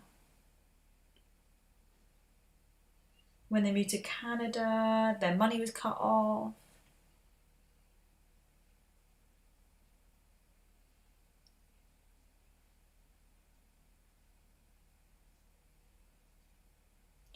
Oh, I did not know that they lived in LA in like a celeb. They were sort of crashing with a celeb in their home. I say crashing. It's probably a very nice home. A director in LA.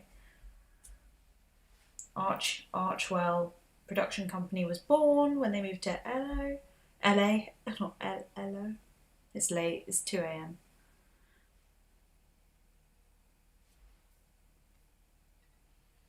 So they had 3 months staying with a friend, and then they moved into their own place.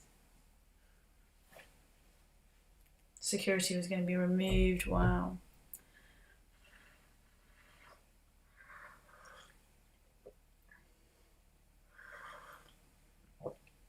Wow. Wow. Sorry about the sound.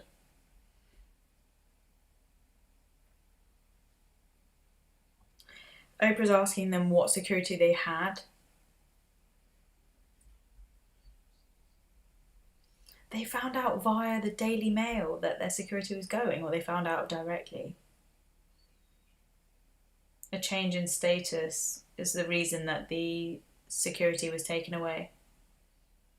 Huh. It's a good one, Harry.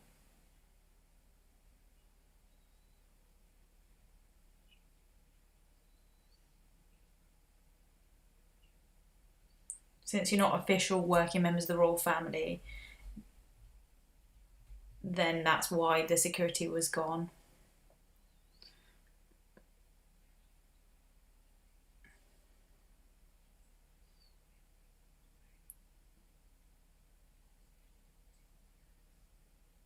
Meghan's saying that Meghan's saying that they didn't just quit and walk away, that they were having these conversations for years.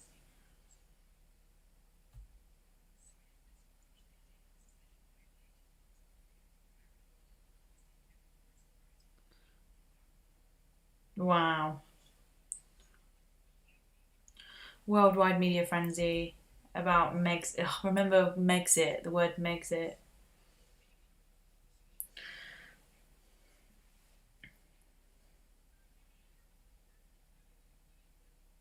This is interesting now because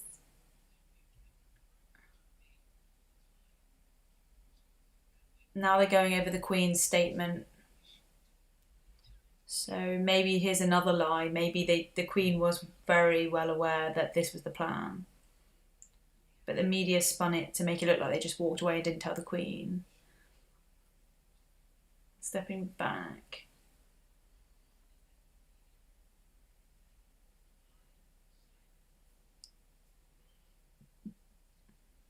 The question now, did you blindside the Queen?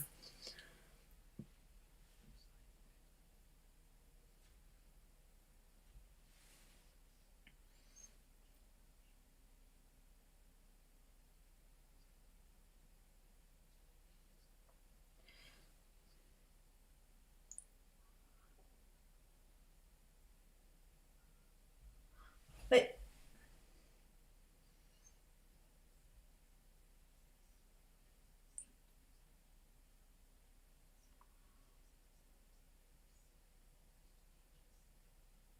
non-senior.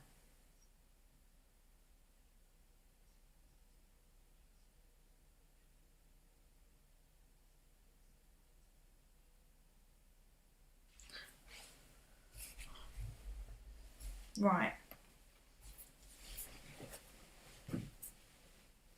Hmm.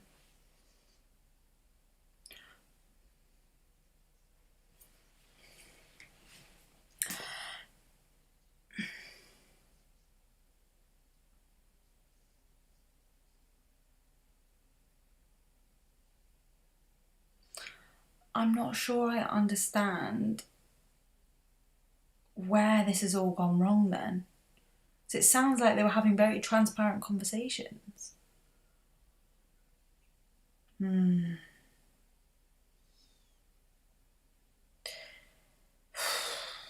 It's so backwards, isn't it?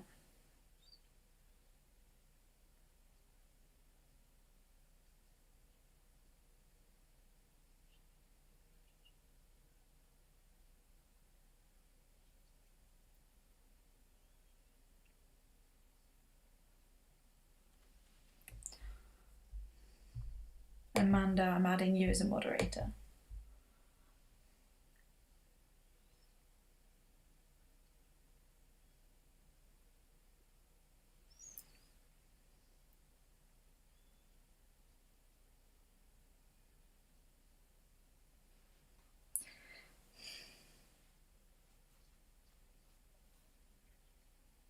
Oh, thank you.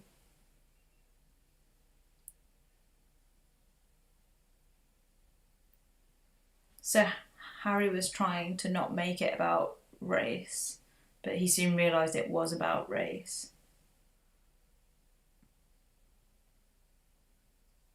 Hmm. Oh.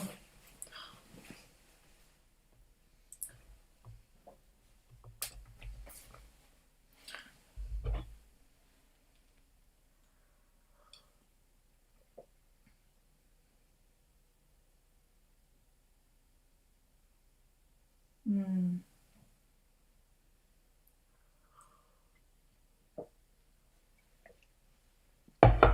Sorry, the reason I've moved is because I'm tired, so I'm kind of like going like this. I'm not. I hopefully the screen you can't see. I don't want to get banned. Harry's talking about like systemic racism now and how it took him a while to do the work and it wasn't until you kind of like get educated and notice your own privilege and things like that.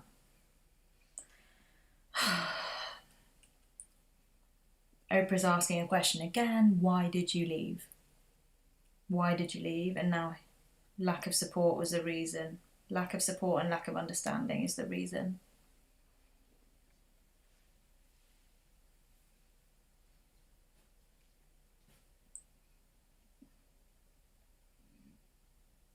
So they weren't getting enough support from the firm, and the press were horrendous. And Harry's confirmed that he did not blindside his grandmother, the Queen. He has too much respect for her.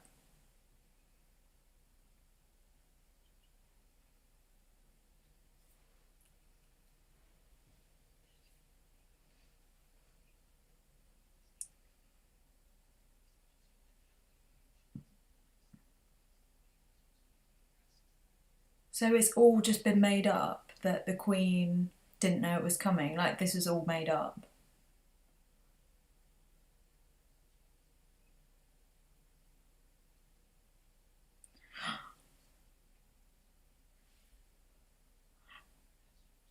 Harry just admitted that his dad stopped taking his calls.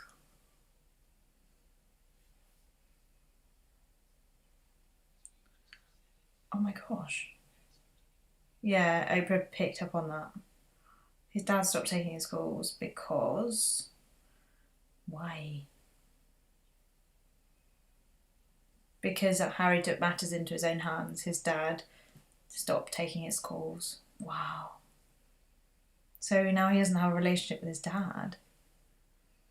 To protect his wife, to protect his family, Archie. Okay, that was a bombshell we did not know. But to be fair, his dad's a prick, so doesn't need him.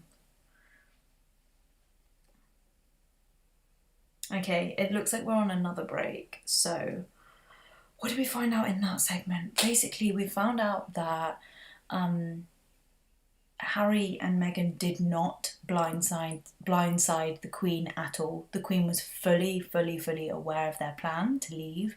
She was not in the dark. She didn't find out on social media. And also we found out one other huge thing, that it sounds like Harry slipped out kind of by mistake. He said that he had 3 phone calls with his dad, confirming everything, confirming, you know, even in writing, the date that they were going to be announcing their huge announcement online, etc.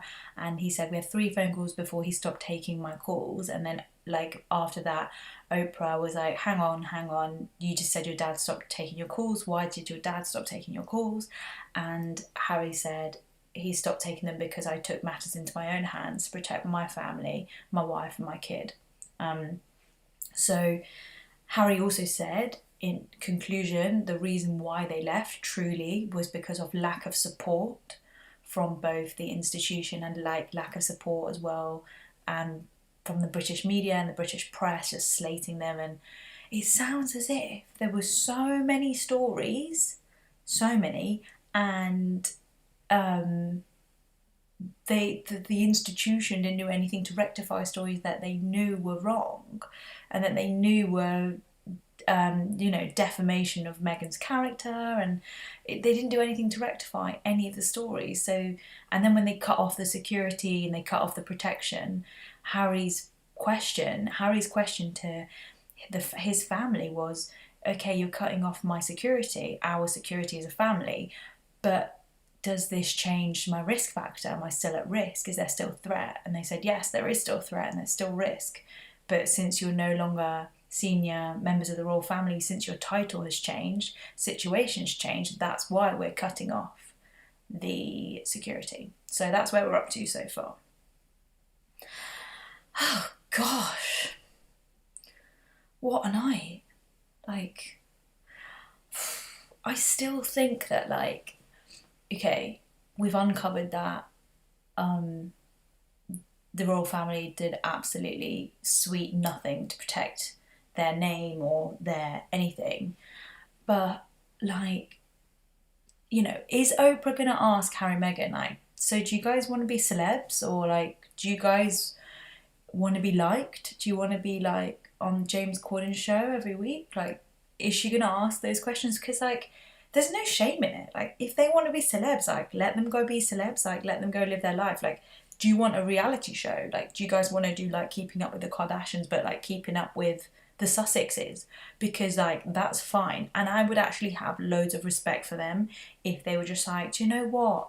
We'd love to be like really well liked and really famous everywhere, because then at least they don't have this like narrative, and no one can like jump down their throat and be like, you said you want privacy but you're on TV. Like, just be honest, be like, do you know what, actually, like, I was an actress, I started out as an actress, and I really just want to perform because that's what I do best, and I really just want to entertain people, and I really want, do you know what I mean? Like, just, if that is truly like, show up, tell your truth.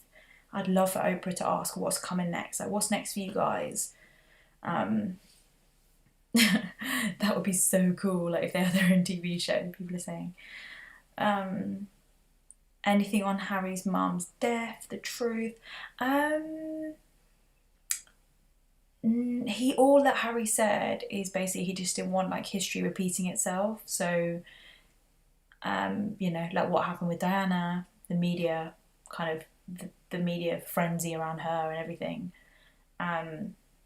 Did Harry give any notice? He called from Canada. Apparently he gave well enough notice, and apparently for 18 months they were having these conversations, so they've said they were giving a lot of notice. A new show, call it #Making Meghan Markle. Yeah, I like that, that's good. Back on, we're back on, apparently.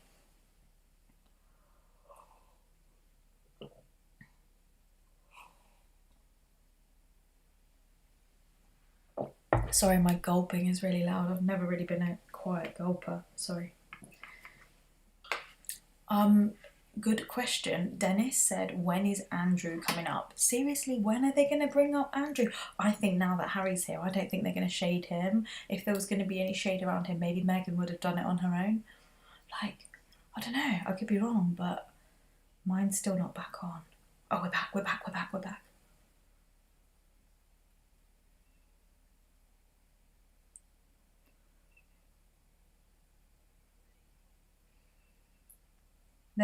They're back in the chickens, like they keep cutting back to them like with animals and stuff, which is lovely. Like, this is what they want, peace and quiet, animal life.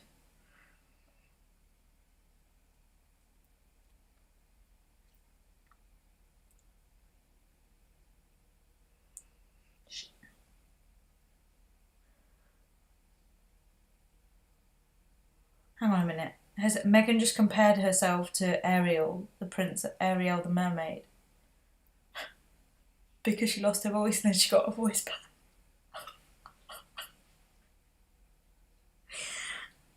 Don't compare yourself to a Disney princess, hun. Honestly, it's not helping your case.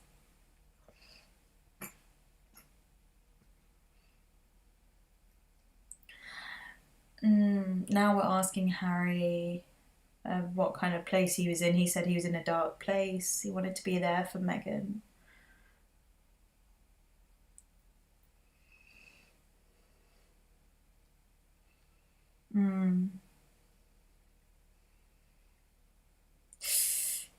Mental health in the royal family is not a conversation that would be had. He was ashamed of admitting his mental health state to his family.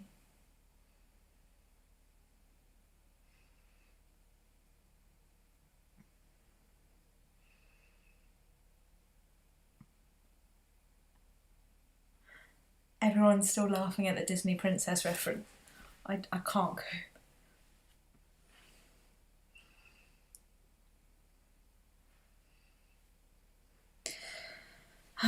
It's not that interesting at the moment. Harry's sort of confirming that this is how it is. We've all been through this stiff upper lip, just get on with it mentality that exists within the family.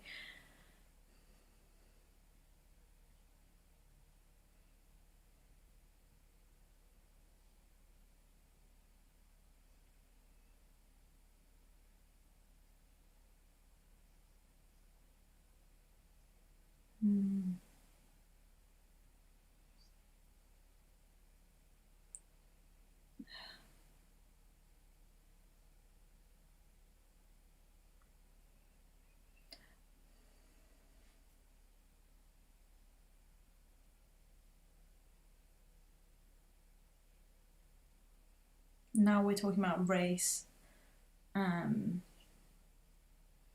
Harry said there was many opportunities for his family to show public support when they didn't.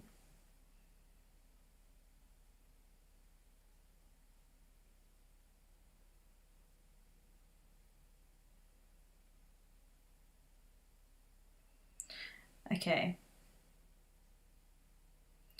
Harry's upset that no one in his family, acted as an ally. And he's acutely aware of where his family stand and how scared they are of the tabloids turning on them. Turning on them for sticking up for race? Sticking up for racial injustice? The invisible contract was this. Oh, this is going to be uncomfortable for Harry to say.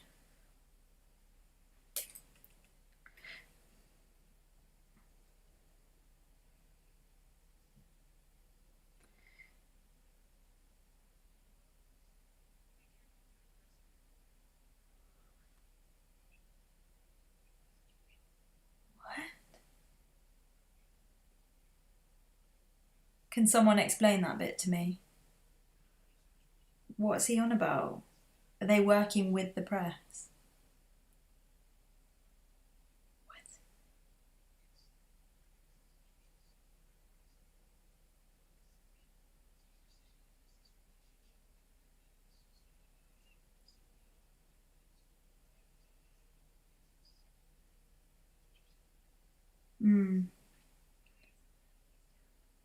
They're talking about tabloids and stuff now.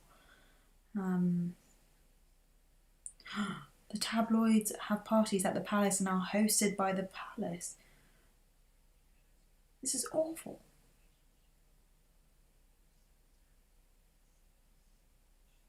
Where's the tea? Oh my god, this is bad.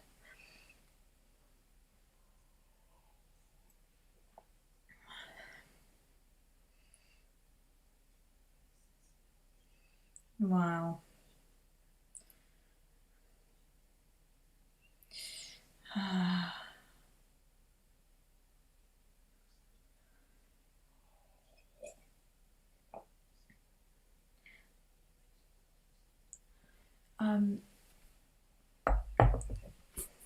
Now Oprah's saying, like, rewind, do you think she was well received in the beginning?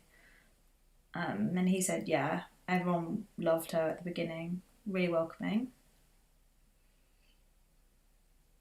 But it really changed after the Australia tour. After they announced their pregnancy.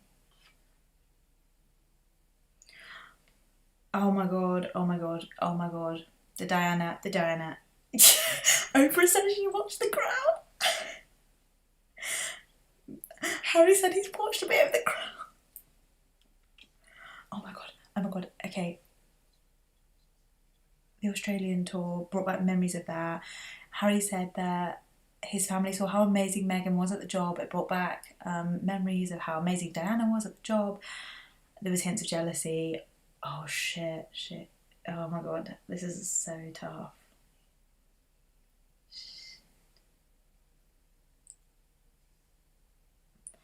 Thank you, Lynn.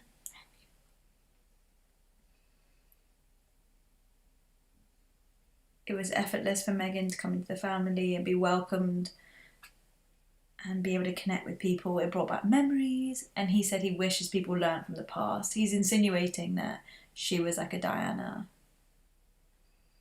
Interesting. Nice.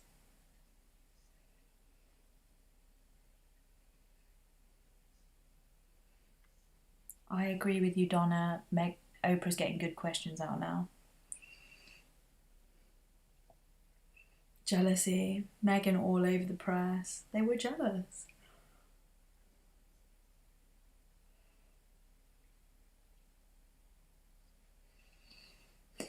Wow.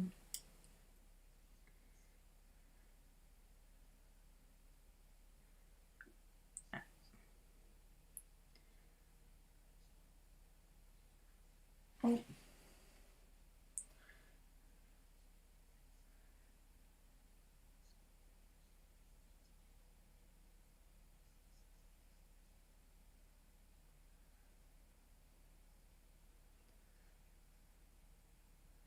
Okay, Harry's admitted that he never ever thought he'd have his security removed because he was, it's his birthright as Prince Harry to have security. He never ever thought that would happen.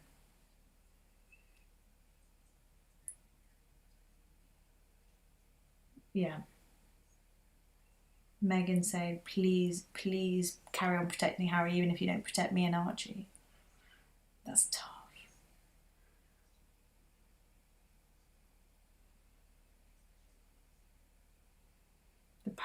Gosh. Oh my god. I need chocolate.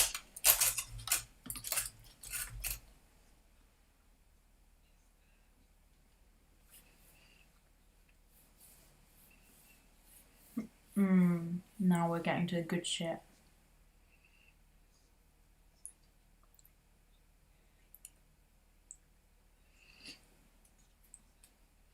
Oprah's asking if Meghan constructed Megxit and she calculated it in order to build her brand. Did you do it to build your personal brand? Meghan saying, I left my career in my life because I love Harry.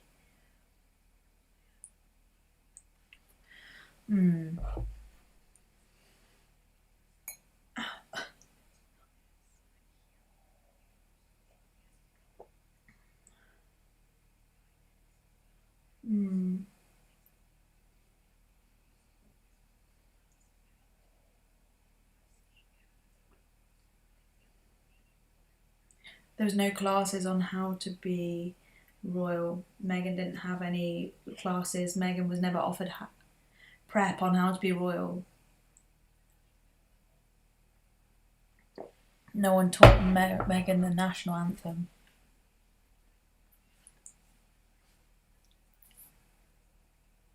Oh, Meghan. No one gave her classes.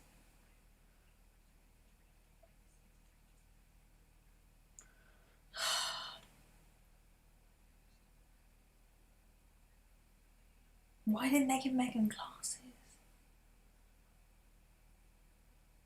She would have had classes, but she said she didn't have any.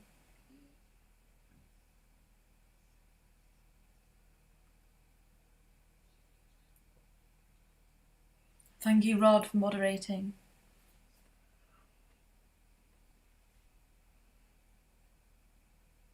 The media are going to pick that one apart. Harry just said, quote unquote, I was trapped, but I didn't know I was trapped until I met Meghan. They're going to pick that apart. He shouldn't have said that. He shouldn't have said that.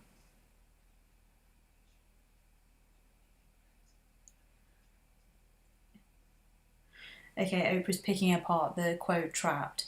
She's saying, how were you trapped as a man of privilege, being a prince? He just dropped his brother in it.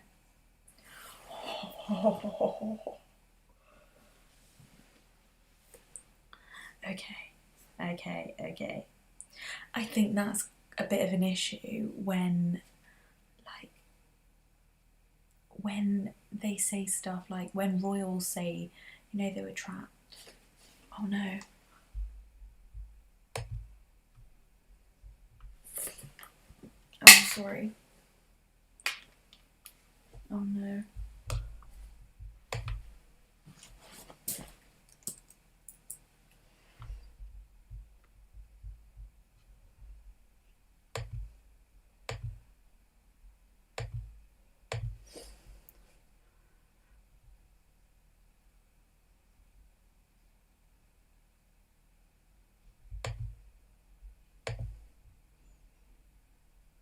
Oh, I lost it, sorry.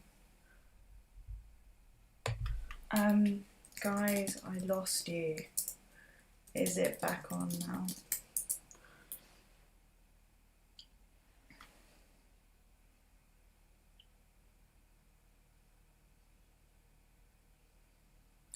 Okay, we're on another break, but what I was trying to say before I accidentally exited the live stream, We see you. Okay, I'm really sorry that basically I was accidentally leaning on my keyboard and it ended the live. So I don't know if we're back on now, but okay. So what I was trying to say before I accidentally ended the live was that there's a kind of awkwardness when anyone who's born into privilege says like, you know, I'm trapped, like my life was shit or anything like that, because we're just like, the same way Oprah questioned it, where she was like, hang on a minute, you were born into a royal family, you lived in a palace, you were raised a prince, how are you trapped? Like, don't expect me to feel sorry for you, because I don't, and no one does. Like, you're a prince, of course. And he said, look, I'm trapped within the system. Like, I was trapped until I didn't realise I was, until I met Meghan. And I think that quote, didn't realise I was trapped until Meg, is going to get ripped apart tomorrow by the British media. You can just see it now. I can just see that's going to get picked up.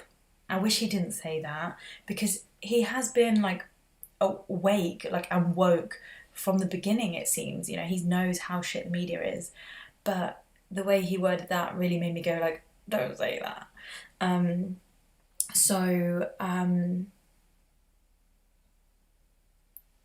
What was I going to say? Sorry, I just saw a comment saying, why are you in a towel? And I was like, I'm not, am I? It's my robe, it's my dressing gown. And it's because it's nearly 3 a.m. in the UK, so I'm just chilling out. Okay, what else was I going to say? Harry said he was trapped. It's hard to sympathise with a member of the royal family. Then he brought his brother into it by saying, he can never escape. I've escaped, but he can never escape, and I sympathise. I think his words were, I sympathise with him, or something like that. Yeah. He said William was trapped too. Yeah, just to clear that up, like, he did basically paint the picture that, like, you know, William as the heir to the throne is trapped. Obviously, Harry was always, you know, I hate the word the spare, that, you know, one's the heir, one's the spare, and Harry would have never been, you know, Harry would never be king unless a lot of people died. So, yeah, he had the opportunity to escape, and he did.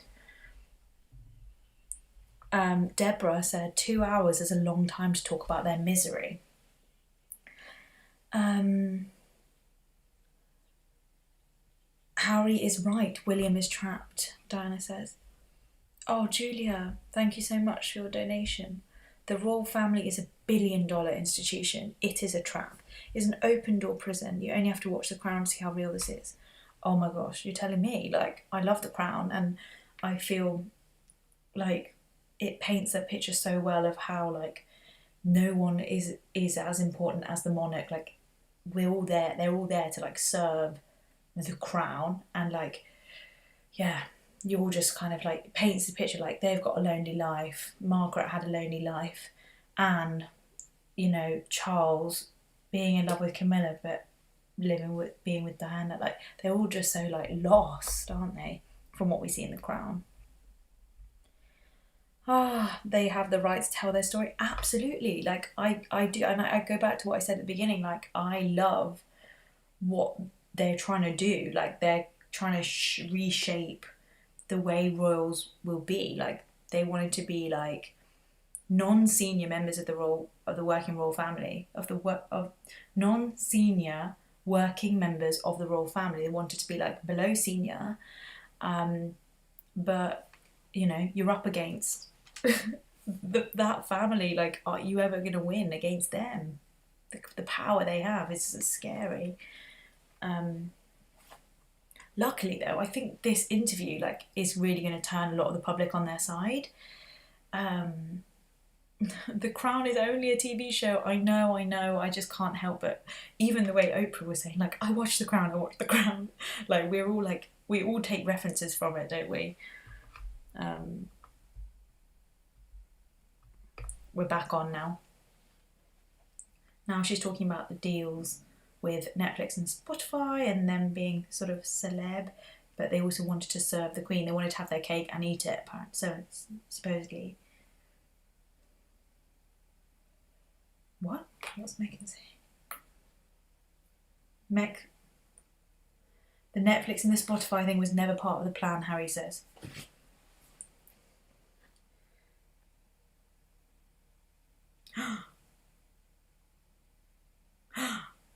Oh, hold on. Harry has said he's been cut off. Harry was cut off completely by his family. And that's why he took the Netflix and the Spotify deals and stuff. Wow. Harry said he felt his mum's presence throughout all of this.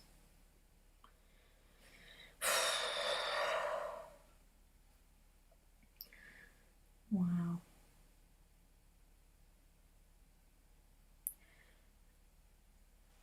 Harry's just comparing it to his mum's situation and just saying that he feels so lucky to have them two in it together, whereas mum was in it on her own.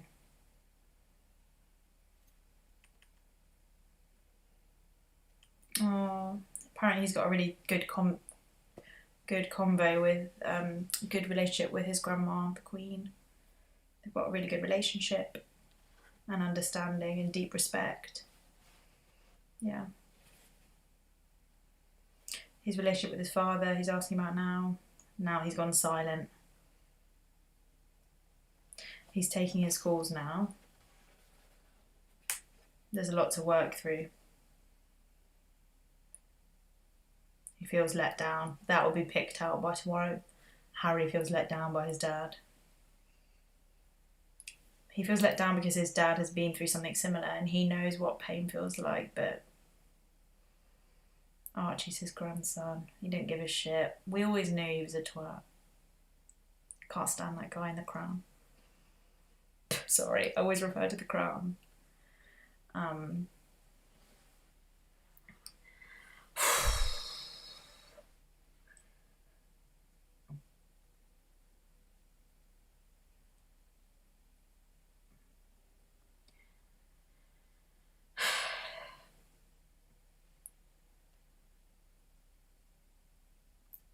Yes, well said, Laura. We did also find out that the gender of Meghan's baby is a girl.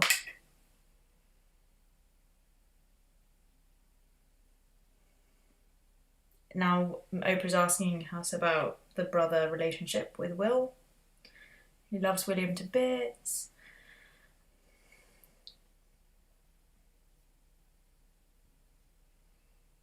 He said we're on different paths, but we're still brothers and stuff.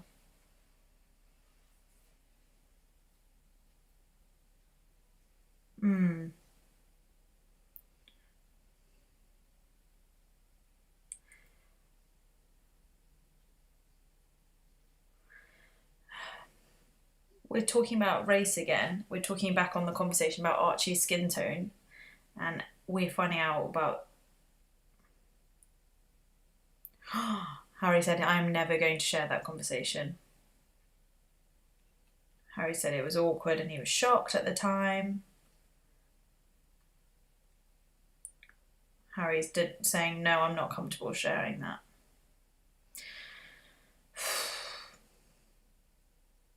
What will the kids look like was the question.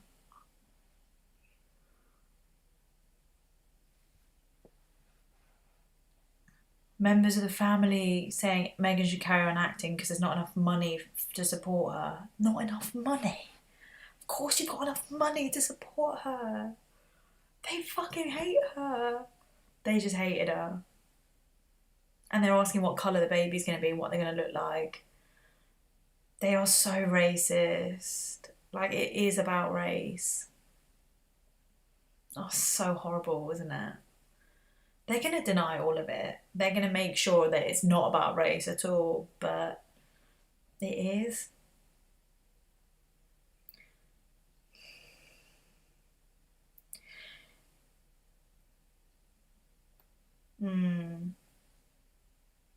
So, really good question from Oprah. What do you say to the haters that just think you're money grabbing royals coming to LA to get your brand deals, make all your money, do your Netflix shows? Harry said this is not part of the plan. This is not what we had in the plan. So just seems like this is their only way now. They have to sell out. What about streamers? What does that mean? Oh, like streaming platforms. Was money. Harry's top priority was to make enough money to pay for security to protect his family. Most of us need to pay to live our life and have rent, food, water, bills. But he's like, I just need to make enough money to pay for full-time security. I'll be your security for free. I just want to hang out with you. Imagine me as a security guard. That'd be awful.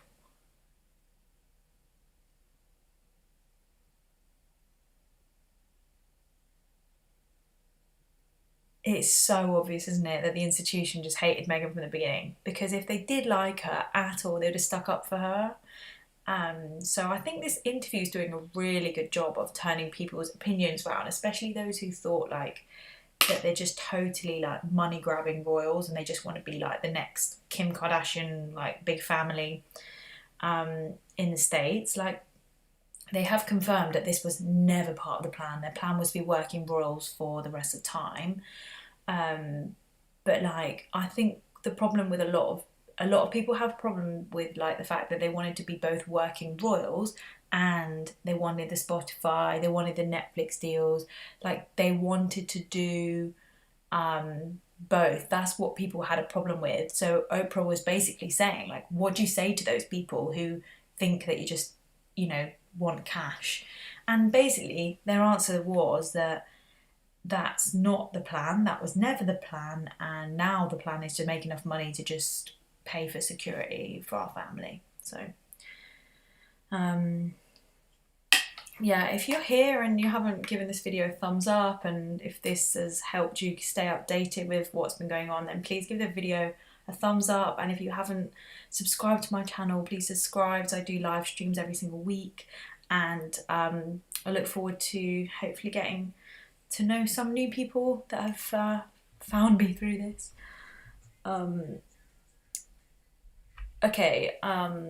I think Oprah's actually asking quite good questions. I can see that a lot of people are like, why is Oprah asking bad questions? I think the questions are quite good, actually. She's not going too soft on them either. She's asking like the questions that the haters would have.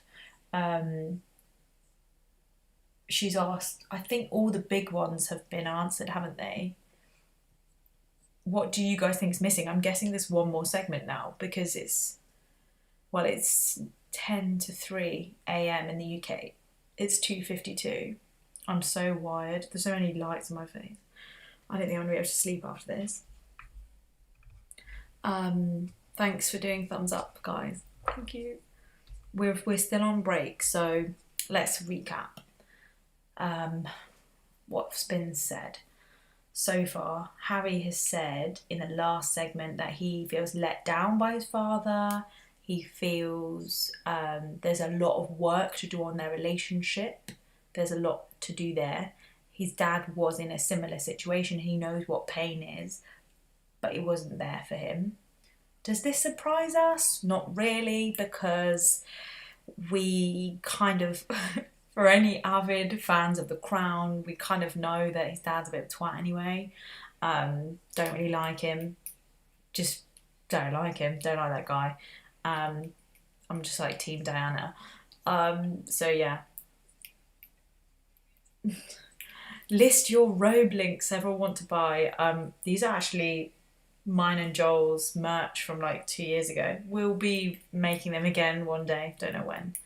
Apparently we're back on, but mine's always a little bit delayed. Thanks to anyone who has joined. Welcome to the family. If you've subscribed, really nice to have you here, and thanks for joining this stream. We're back on there with chickens. Oh, now they're addressing the Duke of Edinburgh and the hospital situation. Meg picked up the phone and called the Queen, as you do, to check in with Meg. I love that Meghan and Harry still have a relationship with the Queen because we love the Queen. She's just such a legend. She's not the problem.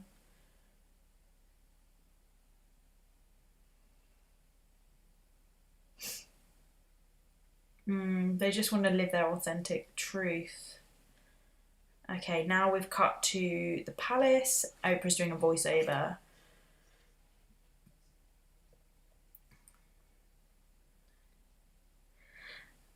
Okay, now we're talking about the announcement from the palace about Meg and Harry no longer being royals and their titles being returned and everything.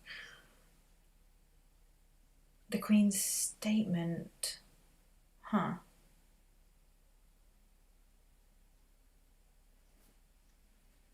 Harry.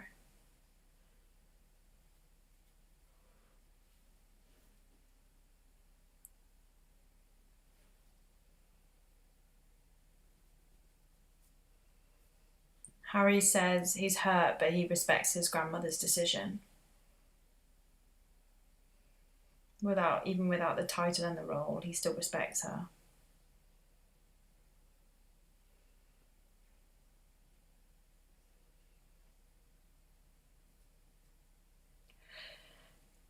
Interesting.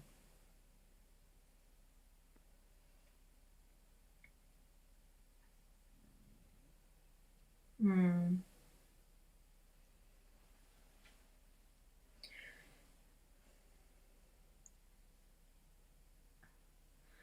Okay, Oprah's asking, like, are you guys being punished by them for sitting down with you and doing this interview?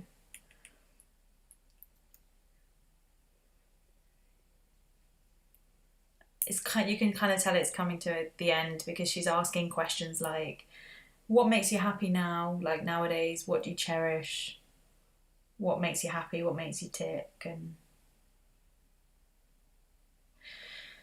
now they're talking about how crazy this year's been. They've cut to a little bit of B-roll. This sounds like it's pre-planned. They're like, I love having the outdoor space, and then it cuts to B-roll of like them on the beach with the dogs and Archie. Oh, they must have filmed it after. Cute. No. They're just sort of like family life, hanging out.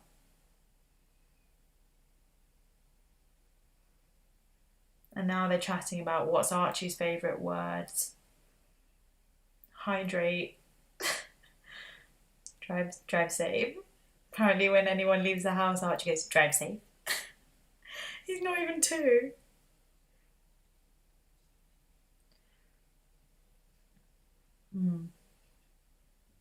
Oprah's digging, like, what is the relationship between you and your brother? You've said you love him. What is the relationship? The relationship at the moment is space. Harry's saying it's just space.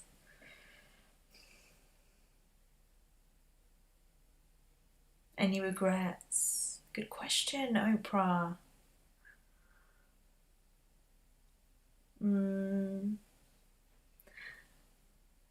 No regrets. They're just so proud of themselves. She delivered Archie during the hardest time of her life. Wow. Shit, that's sad.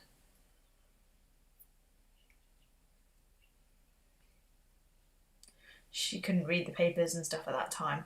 Good for her. I'm glad she didn't. Imagine.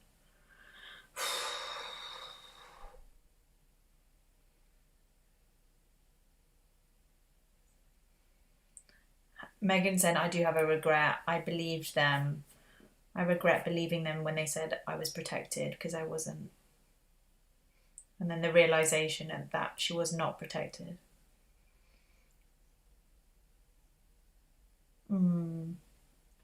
She really has kind of like exposed them. Wow. I think this is their happy ending, isn't it? They're surviving and thriving. They've come out the other side of this happier. The UK is finished. I'm seeing funny comments. I think I really hope people don't turn against the Queen herself, because I do think she is nice. I just think like the firm, the institution, if she was the devil, then they wouldn't still be having such a tight relationship with her.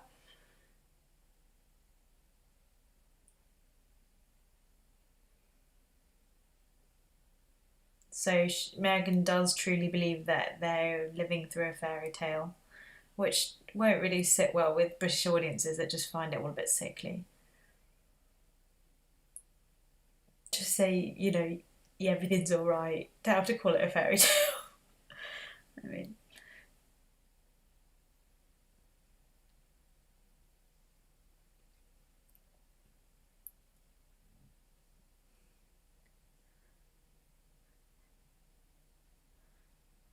um,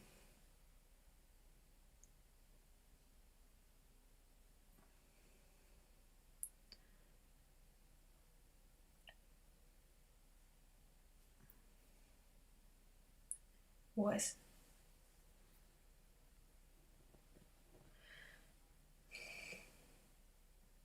they're thanking each other for their everything they've done for each other.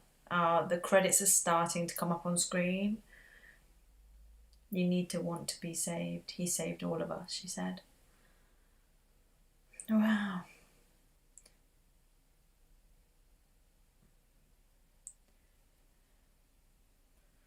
Wow.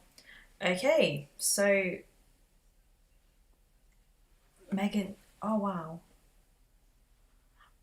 Oh my god. No, there's more. There's more. My gosh.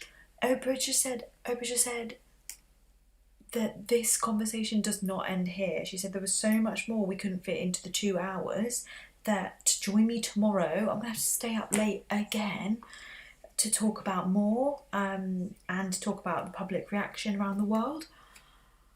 Oh my gosh, what the hell? There's more tomorrow. This week is going to be a write-off for me. It's 3 in the morning here. Oh my gosh. Guys, what do we think? Like, what's the verdict? Like, I think I started off, if anyone scrolls to the start of this live stream, I started off on the fence. I was like, yes, I do think she's a victim, and they've been a victim of like a toxic, institutionalized, dated, old money, old family, old royalty. But at the same time, I was like, I do kind of believe that they just want to be like global celebs. I was like, I think they want to be like massive in Hollywood. And now finishing the interview, I do believe, you know what, I'm so easily swayed. I could be swayed so easily, but I do believe them that like they weren't protected, they weren't looked out for. Obviously some things we skimmed the surface. Nothing was mentioned about like the bullying stuff with Meghan in the palace and stuff like that. Nothing's mentioned as to like why did they ever dislike her in the beginning? Why did they not stick up to her to the press? Why didn't they have her back? Is it all because of racism, systemic racism? Like, we don't get into the nitty gritty of that. So I'm just reading your comments. The verdict is racism. Set an alarm for 10 hours from now. They were absolutely coming off of transparent and completely honest. I completely agree, Melissa. I think they came across really well. I think it was particularly strong when Harry came in as well, and they were both sitting there. I don't know why. I think for anyone who was a bit suspicious that Meghan could be like not telling the whole truth, something about when Harry arrived, you're like, yeah, I believe the both of them. Is that a British thing? I don't know. Like, why is it that sometimes it takes both of them to be there saying the same thing, that you're like, yeah, this definitely happened to them. It's not in one person's, like, it's not been, you know what I mean? So yeah, it's super late here, but it's been really really eye-opening. Some really interesting stuff came out. Nothing, sadly, nothing to do with you know, the other stuff to do with like Andrew or gosh, that's gonna. Do you remember that catastrophic interview he did where he was like, no, don't know nothing about them. No, Jeffrey Epstein, no, didn't spend any time with him. Which is ridiculous. I think it came across really honest. I do believe them when they say our plan was to just be working as royals.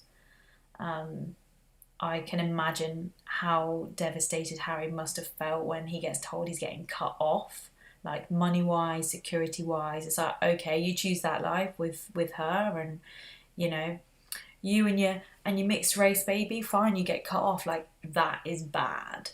That's awful, actually. So yeah.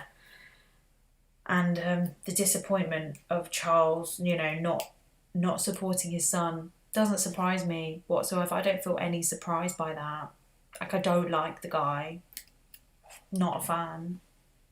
Not a fan at all. Drive safe. Archie's favourite word. That was so cute. Yeah, it was nice that at the end of the interview it was a little bit lighter. They chatted about just like some generic things. I'm just going to have a quick read over some of your comments here. They did come across very privileged though. I mean, I do agree, but how could they... Did they acknowledge their privilege? Yes, I think they did acknowledge their privilege. There was a few times at the start of the interview where I cringed, where Meghan kept referring to their wedding as not their wedding. They were like, she was like, this isn't our wedding. This is the public's wedding. Like, it's for them. Like, this isn't for me. This isn't for me or Harry. Like, it's for everyone else. And how like they had to have their private wedding like before. And I was thinking, like, I don't know, like, it doesn't really, I was like, I don't know, for some reason that didn't sit well with me. I was just a bit like, oh, okay, well, that's a shame you felt like that. Because up until that point, we were all, I don't think the British media had done much to like slate her. So we were all on her side. So the fact that she was already like, this isn't even about me, this isn't my day. I don't know, I was thinking like the amount of money, time, effort, people would have done things for that wedding, like that would have cost them so much, that I don't know, I cringed a little, like, to be totally honest, I did cringe a little bit at that. And then like I did cringe a tiny bit when Harry was like, I was cut off, because it reminds me of like the classic like, mummy and daddy have cut me off. And obviously I know it's different because he's from the royal family, like you have an allowance, like that's how it goes. You get money for just being who you are, and you live off that. So those were the moments that kind of made me go like, oh my gosh, please hear your own privilege and like stop. But you know what, like there's no denying that anyone of any part of society can feel severe mental health issues. And they both did. Meghan specifically had to deal with some really tough, challenging times. So yeah, there's no downplaying any of that just because they're royal, just because they've got loads of money and they're part of this crazy wealthy family and all of that. I'm sorry, I've just missed a super chat. Hi, Jesco White, the dancing outlaw. Leah, it will be in the morning at 7 a.m, the extra parts of the interview on CBS this morning. Am I going to be 7 a.m. UK time or 7 a.m. US time? Probably US. So if it's 10 p.m. there now for you and it's 3 a.m. here for me, I need about 6 hours sleep, so I'll be up at 9. Yeah, I could probably watch that. Or I might just catch up tomorrow. Yes. I feel like, you can't blame one side. Like, you've got a family that's royal that have to follow like protocol and tradition, and like they don't want to put a foot out of line. They don't want one rule for one person and then something for someone else. But then they've gone and like contradicted themselves by having other people's backs but not having Meghan's back and stuff like that.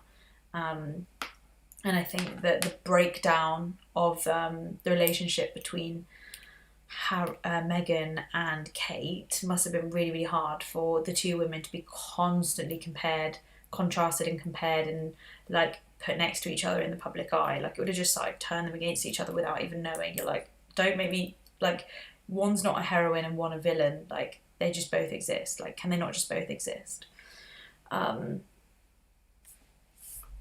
Kelly, Charles resents not defending himself. Yeah. Oh my gosh, I feel really unwell from staying up. I feel so buzzing from like watching that, but I feel like a bit sicky now. So I'm gonna head off. But thank you so much. Thank you to all the moderators for sticking around. Obviously this video is at 979 likes, so if we could get that to 1,000 likes, that would be amazing. And I will feel like, you know, that will be a really nice little goal to have hit 1,000 likes. A big thanks to Rod for moderating throughout. Big thanks to Laurie for giving me her Paramount login so I could watch it from the UK.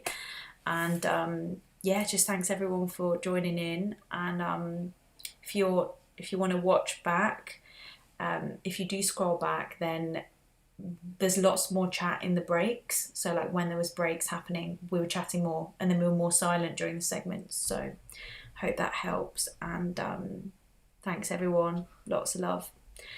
Speak to you soon. Bye. Don't forget to subscribe if you're new. And yay, thank you, 1,000 likes, yay. Bye everybody. So great chatting. See you soon.